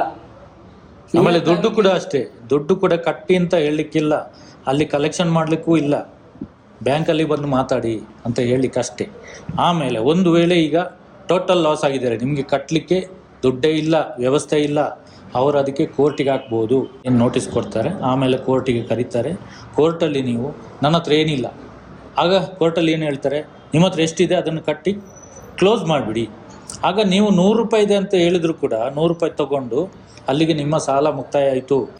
ನಿಮಗೆ ಸಿಬಿಲ್ ಸ್ಕೋರಲ್ಲಿ ಅದು ಪಾನ್ ಕಾರ್ಡ್ ನಿಮ್ಮದು ಬ್ಲಾಕ್ ಆಗ್ತದೆ, ಬೇರೆ ಕಡೆ ಸಾಲ ತೆಗಲ್ಲ. ಅಷ್ಟೇ ಬಿಟ್ಟರೆ ನಿಮ್ಮ ಮನೆ ಮಠ ಮಾರುವಂಥದ್ದು ಈ ವಿಷಯದಲ್ಲಿ ಇಲ್ಲ. ಮತ್ತು ನಿಮಗೆ ಸಾಲ ಇರುವಾಗ ನಿಮ್ಮ ಆದಾಯ ನೋಡಿ ನಿಮಗೆ ಸಾಲ ಕೊಡಬೇಕು. ಆದಾಯ ಎಷ್ಟಿದೆ, ಆಮೇಲೆ ಅದರಲ್ಲಿ ಎಷ್ಟು ನಿಮ್ಗೆ ಏನೋ ಸಮಸ್ಯೆ ಬಂದಾಗ ನಿಮಗೆ ಎಷ್ಟು ಅದಕ್ಕೆ ಉಪಯೋಗಕ್ಕೆ ಬರಬೇಕು ಅದನ್ನೆಲ್ಲ ನೋಡಿಕೊಂಡು ಅವರು ಸಾಲ ಕೊಡಬೇಕು.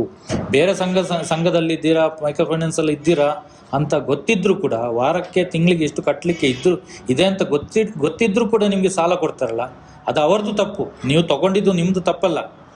ನೀವು ಕಷ್ಟ ಇತ್ತು ತಗೊಂಡಿದ್ದೀರಾ, ಅವರು ಒತ್ತಾಯ ಮಾಡಿದ್ದಾರೆ. ಒತ್ತಾಯ ಇಲ್ಲದೆ ನೀವು ಎಲ್ಲಾದರೂ ಕೇಳ್ಕೊಂಡು ಹೋಗಿ ಸಾಲ ತಗೊಂಡಿದ್ದೀರಿ ಯಾವತ್ತಾದರೂ? ಇಲ್ಲ ಅಲ್ಲ, ನಿಮ್ಮ ಮನೆಗೆ ಬಂದು ಒತ್ತಾಯ ಮಾಡಿದ್ದಕ್ಕೆಲ್ಲ ನೀವು ಸಾಲ ತಗೊಂಡಿಲ್ಲ. ಲೋನ್ ಕೊಡ್ತೇನೆ, ನೀವು ಆಧಾರ್ ಕಾರ್ಡ್ ಕೊಡಿ, ನಿಮ್ಗೆ ಇವತ್ತು ಕೊಟ್ರಿ ಬುಧವಾರ ಹಣ ಹಾಕ್ತೇನೆ, ಹೌದಲ್ವಾ? ಅದನ್ನ ತಗೊಂಡ್ರಿ, ಅದಾಯ್ತು. ಮರುದಿವಸ ಮತ್ತೊಬ್ಬ ಬಂದ. ನೋಡಿ, ಈಗ ಒಬ್ಬ ಒಂದು ಲೋನ್ ಕೊಟ್ಟ ಮೇಲೆ ಇನ್ನೊಂದು ಕಂಪನಿಯವರು ಬಂದು ನಿಮಗೆ ಲೋನ್ ಕೊಟ್ಟದ್ದು ತಪ್ಪಲ್ವಾ?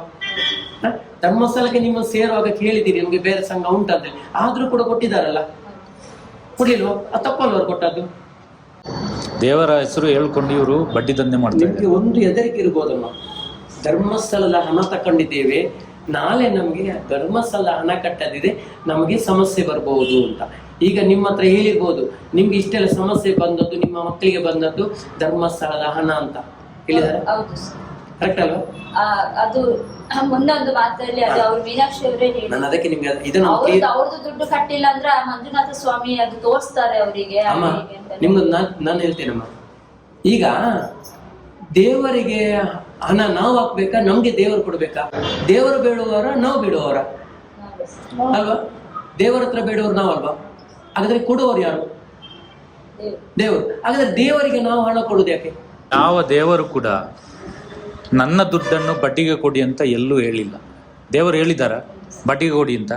ನಿಮಗೆ ಬಡ್ಡಿ ಇಲ್ಲದೆ ಕೊಡಲಿಲ್ಲ, ನಿಮಗೆ ಬಡ್ಡಿ ಹಾಕಿ ಕೊಟ್ಟಿದ್ದಾರೆ. ಅದು ಕೂಡ ಅತಿ ಹೆಚ್ಚು ಬಡ್ಡಿ, ನಿಮಗೆ ಗೊತ್ತಿಲ್ಲದ ಹಾಗೆ.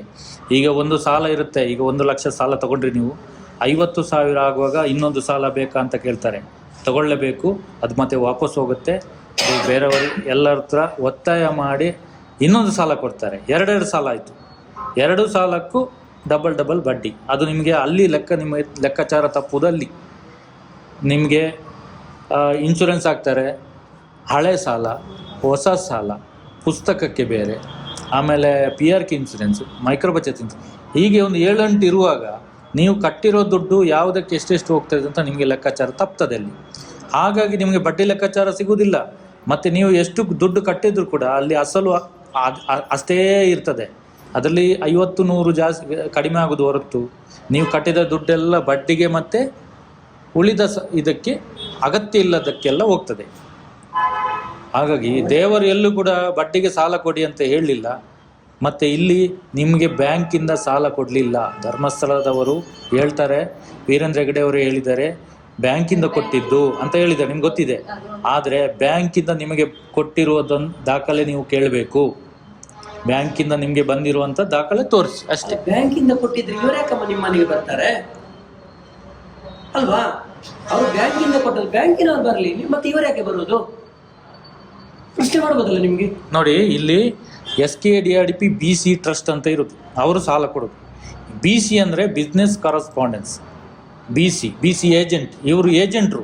ಇವ್ರ ಕೆಲಸ ಏನಂತಂದರೆ, ನಿಮ್ಮ ಊರಲ್ಲಿ ಒಂದು 10 ಜನ ಸೇರಿಸಿ ಬ್ಯಾಂಕಿಗೆ ಕರ್ಕೊಂಡು ಹೋಗಿ ಅಲ್ಲೊಂದು ಅಕೌಂಟ್ ಓಪನ್ ಮಾಡಿಸಿ ಸಂಘ ರಚನೆ ಮಾಡಿ ಬಿಡೋದು ಅಷ್ಟೇ ಕೆಲಸ. ಒಂದು ಸಂಘ ರಚನೆ ಮಾಡಿದರೆ ಅವರಿಗೆ 1,000 ರೂಪಾಯಿ ಕಮಿಷನ್. ಆಮೇಲೆ ಸಾಲ ಕೊಡೋದು ಬ್ಯಾಂಕಿನವರು ನಿಮಗೆ, ನಿಮ್ಮ ಸಂಘಕ್ಕೆ.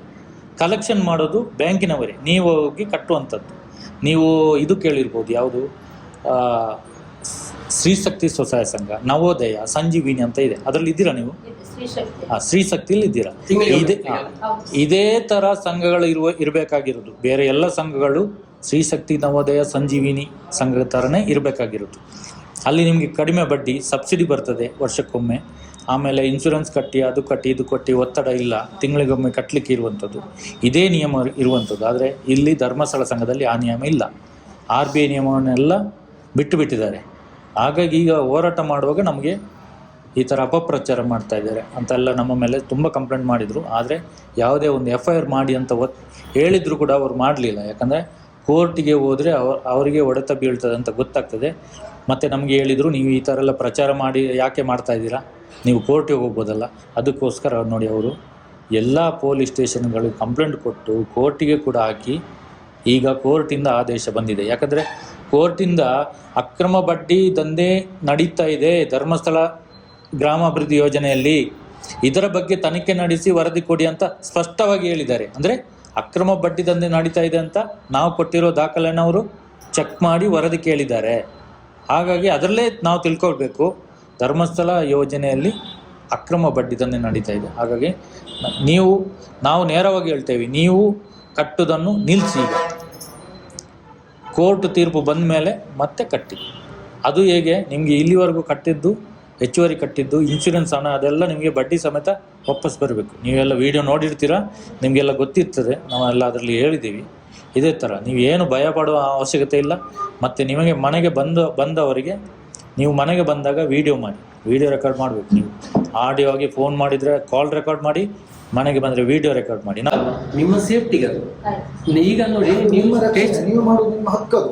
ಯಾಕೆ ವಿಡಿಯೋ ಮಾಡ್ತೀರಿ ಅಂತ ಕೇಳುವ ಹಾಗಿಲ್ಲ. ನಿಮ್ಮ ರಕ್ಷಣೆ ನಿಮ್ಮ ಮನೆಯಲ್ಲಿ ಮಾಡ್ತೀರಿ. ನಿಮ್ಮ ಪರ್ಮಿಷನ್ ಇಲ್ಲದೆ ಬರುವಾಗಿಲ್ಲ ನಿಮ್ಮ ಮನೆಗೆ. ನಿಮ್ಮ ಪ್ರಿಮೈಸ್ ಅದು, ನಿಮ್ಮ ಅಧಿಕಾರದ ಜಾಗ. ಬೇರೆಯವರ ಜಾಗದಲ್ಲಿ ಹೋಗಿ ಮಾಡುವುದಲ್ಲ. ಆದ್ರಿಂದ ನೀವು ಧೈರ್ಯವಾಗಿ ಹೇಳ್ಬೋದು, ನೀವು ಇಷ್ಟು ಧೈರ್ಯದಲ್ಲಿ ಇದ್ದೀರಂತಿದೆ, ನೈತಿಕವಾಗಿ ಬೆಂಬಲ ಇವರದುಂಟು, ಜೊತೆಗೆ ಒಂದು ಕಾನೂನಿನ ರಕ್ಷಣೆ ಇಲ್ಲಿ ಮಾಡಿ ಹೋಗ್ತೇವೆ. ಆಯ್ತಾ? ಅದೇ ಈಗ ಡಾಕ್ಟರ್ ಇವಾಗ ನೀವು ಬರೋ ಸ್ವಲ್ಪ ಮುಂಚೆ ಕಾಲ್ ಮಾಡಿದ್ರು ಸರ್. ಅವ್ರದ್ದು 2 ಬೇಡಿಕೆ ಏನು ಅಂತ ಹೇಳಿದ್ರೆ, ಯಾರು ಬಂದು ಇಲ್ಲಿ ಮನೆ ಹತ್ರ ಬಂದು ತೊಂದರೆ ಕೊಡಬಾರ್ದು ಒಂದು, ಮತ್ತೆ ಇನ್ನೊಂದು, ನಮ್ಗೆ ಅದು ಬಿಸ್ನೆಸ್ ಶುರು ಮಾಡ್ಲಿಕ್ಕೆ ಅವಕಾಶ ಮಾಡಿಕೊಡ್ಲಿಕ್ಕೆ, ಅದೇ ಈ ಸಂಘಗಳಿಗೆ ಟೈಮ್ ಸಿಕ್ಕೋದ್ವಾಗ ನಾವು ಅದನ್ನ ಶುರು ಮಾಡ್ಕೊಡ್ತೀನಿ. ದುಡಿಮೆಗೆ ಒಂದು ದಾರಿ ಆಗ್ಬೇಕು ಅಷ್ಟೇ ಅವ್ರು ಕೇಳ್ತಾರೆ. ನಾವು ಹೇಳಿದಿಷ್ಟೇ, ನೀವು ಇನ್ನು ಕಟ್ಲಿಕ್ಕೆ ಹೋಗ್ಬೇಡಿ.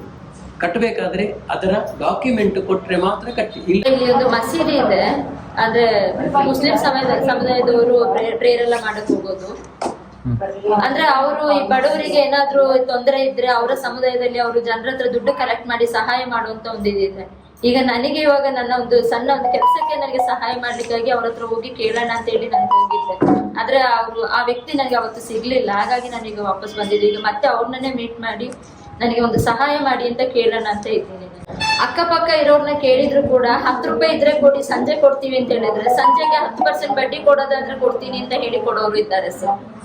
ಒಂದು ದಿನಕ್ಕೆ 10% ಬಡ್ಡಿಗೆ ಕೊಡೋರು ಇದ್ದಾರೆ. ಇವತ್ತು 1000 ರೂಪಾಯಿ ಕೊಟ್ರೆ ನಾಳೆ 500 ರೂಪಾಯಿ ಸೇರಿಸಿ ಕೊಡೋದಾದ್ರೆ ಕೊಡ್ತೀನಿ ಅಂತ ಹೇಳ್ಬಿಟ್ಟು ಇದೇ ರೀತಿ ಸರ್ ನಾನು 1 ವರ್ಷದಿಂದ ನಾನು ಎಲ್ಲಾರ ಹತ್ರನು ನಾನು ವಿಚಾರಿಸಿ ಕೊಡ್ಲಿಕ್ಕೆ ಸಹಾಯ ಮಾಡ್ಲಿಕ್ಕೆ ಮುಂದೆ ಬರ್ತಾರೆ. ಬಡ್ಡಿ ಕೊಡ್ತೀರಾ, ನಾವು ಕೊಡ್ತೀವಿ. ಒಂದು ದಿನಕ್ಕಾದ್ರೆ ಒಂದು ದಿನಕ್ಕೆ ಬಡ್ಡಿ, ಆ ತರ ಹೇಳೋರೇ ಇರೋದು ಸರ್. ಎಲ್ಲಾ ರೀತಿಯಲ್ಲಿ ನೋಡ್ಕೊಂಡು ನಾನು ಕೊನೆಯದಾಗಿ ಈ ಒಂದು ಇದಕ್ಕೆ ನಾನು ತೀರ್ಮಾನ ಮಾಡಿದ್ದು. ಅಂದ್ರೆ ಅವರು ಅದರ ತುಂಬಾ ಜನರಿಗೆ ಸಹಾಯ ಮಾಡಿದ್ದಾರೆ. ಹಾಗಾಗಿ ನನ್ನ ಒಂದು ಕಷ್ಟಕ್ಕೆ ಏನಾದ್ರೂ ಸಹಾಯ ಸಿಗ್ಬಹುದೇನೋ ಅಂತ ಹೇಳಿ ನಾನು ಆತರ ಯೋಚನೆ ಮಾಡಿದ್ದೆ ಸರ್. ಇಲ್ಲ, ನೀವೀಗ ಸಂಘ ಬಿಟ್ಟು ಬೇರೆ ಕಡೆ ಕೂಡ ಸಾಲ ಮಾಡಿದ್ದೀರಾ? ಹಾ, ಹೊರಗಡೆ ಮಾಡಿದ್ದೇನೆ ಸರ್. ಎಷ್ಟು ಸಾಲ ಮಾಡಿದ್ದೀರಾ? ಅಲ್ಲೇ ಇದೆ ಸರ್, 2-3 ಲಕ್ಷ ತನಕ ಇದೆ. ಅದು ಬಡ್ಡಿ ಲೆಕ್ಕದಲ್ಲೇ ನನಗೆ ಇದು ಮಾಡಿ ಸರ್. 10 ರೂಪಾಯಿ ಕೊಟ್ರು ಯಾರು ಸುಮ್ನೆ ಕೊಡಲ್ಲ ಸರ್, ಎಲ್ಲ ಬಡ್ಡಿಗೆನೆ. ಎಷ್ಟು ಬಡ್ಡಿಗೆ? ತಿಂಗಳಿಗೆ 10%, ವಾರಕ್ಕೆ 10% ಕೊಟ್ಟವರು ಇದ್ದಾರೆ ಸರ್. ವಾರಕ್ಕೆ 10%, ತಿಂಗಳಿಗೆ 15%, ಆ ತರ ಎಲ್ಲ ತಗೊಂಡಿದ್ದಾರೆ. ಸಾಲ ಮಾಡಿರೋದು ಏನಕ್ಕೆ ಗೊತ್ತಾ? ಮಕ್ಕಳಿಗೆ ಇಬ್ಬರಿಗೆ ಹುಷಾರಿಲ್ಲ, ಹುಷಾರಿಲ್ಲ, ಅದಕ್ಕೋಸ್ಕರ ಇದೆಲ್ಲ ಮಾಡ್ಬೋದು. ನನ್ನ ಮಕ್ಕಳ ಟ್ರೀಟ್ಮೆಂಟಿಗೋಸ್ಕರ ನಾನು ಇಷ್ಟೆಲ್ಲ ಇದ್ ಮಾಡ್ತಾ ಇರೋದು ಸರ್. ಇದಕ್ಕೆ ಮುಂಚೆನೂ ಸಾಲ ಇತ್ತು, ಇಲ್ಲ ಅಂತಲ್ಲ. ನಾನು ಫ್ಯಾಕ್ಟ್ರಿ ಓಪನ್ ಮಾಡ್ಲಿಕ್ಕಾಗಿ ನಾನು 20 ಲಕ್ಷದ ಮಿಷಿನರೀಸ್ ನನ್ನ ಶಾಪ್ ಅಲ್ಲಿ ಇದೆ. ನಾನು ಅವಾಗ ಒಂದು ಶಾಪ್ ಓಪನ್ ಮಾಡಿದಾಗ ಸ್ವಲ್ಪ ಚೆನ್ನಾಗಿ ಆಗ್ತಾ ಇತ್ತು. ಆಗ ಸಾಲ ತೀರ್ಸೋ ಧೈರ್ಯ ಇತ್ತು, ನಾನು ಸಾಲ ಮಾಡಿದ್ದೆ ಸರ್. ಅಲ್ಲಿಂದ ಈ ಮಕ್ಕಳ ಸಮಸ್ಯೆ ಶುರು ಆದ ಮೇಲೆ ನನಗೆ ನಿಮ್ಮ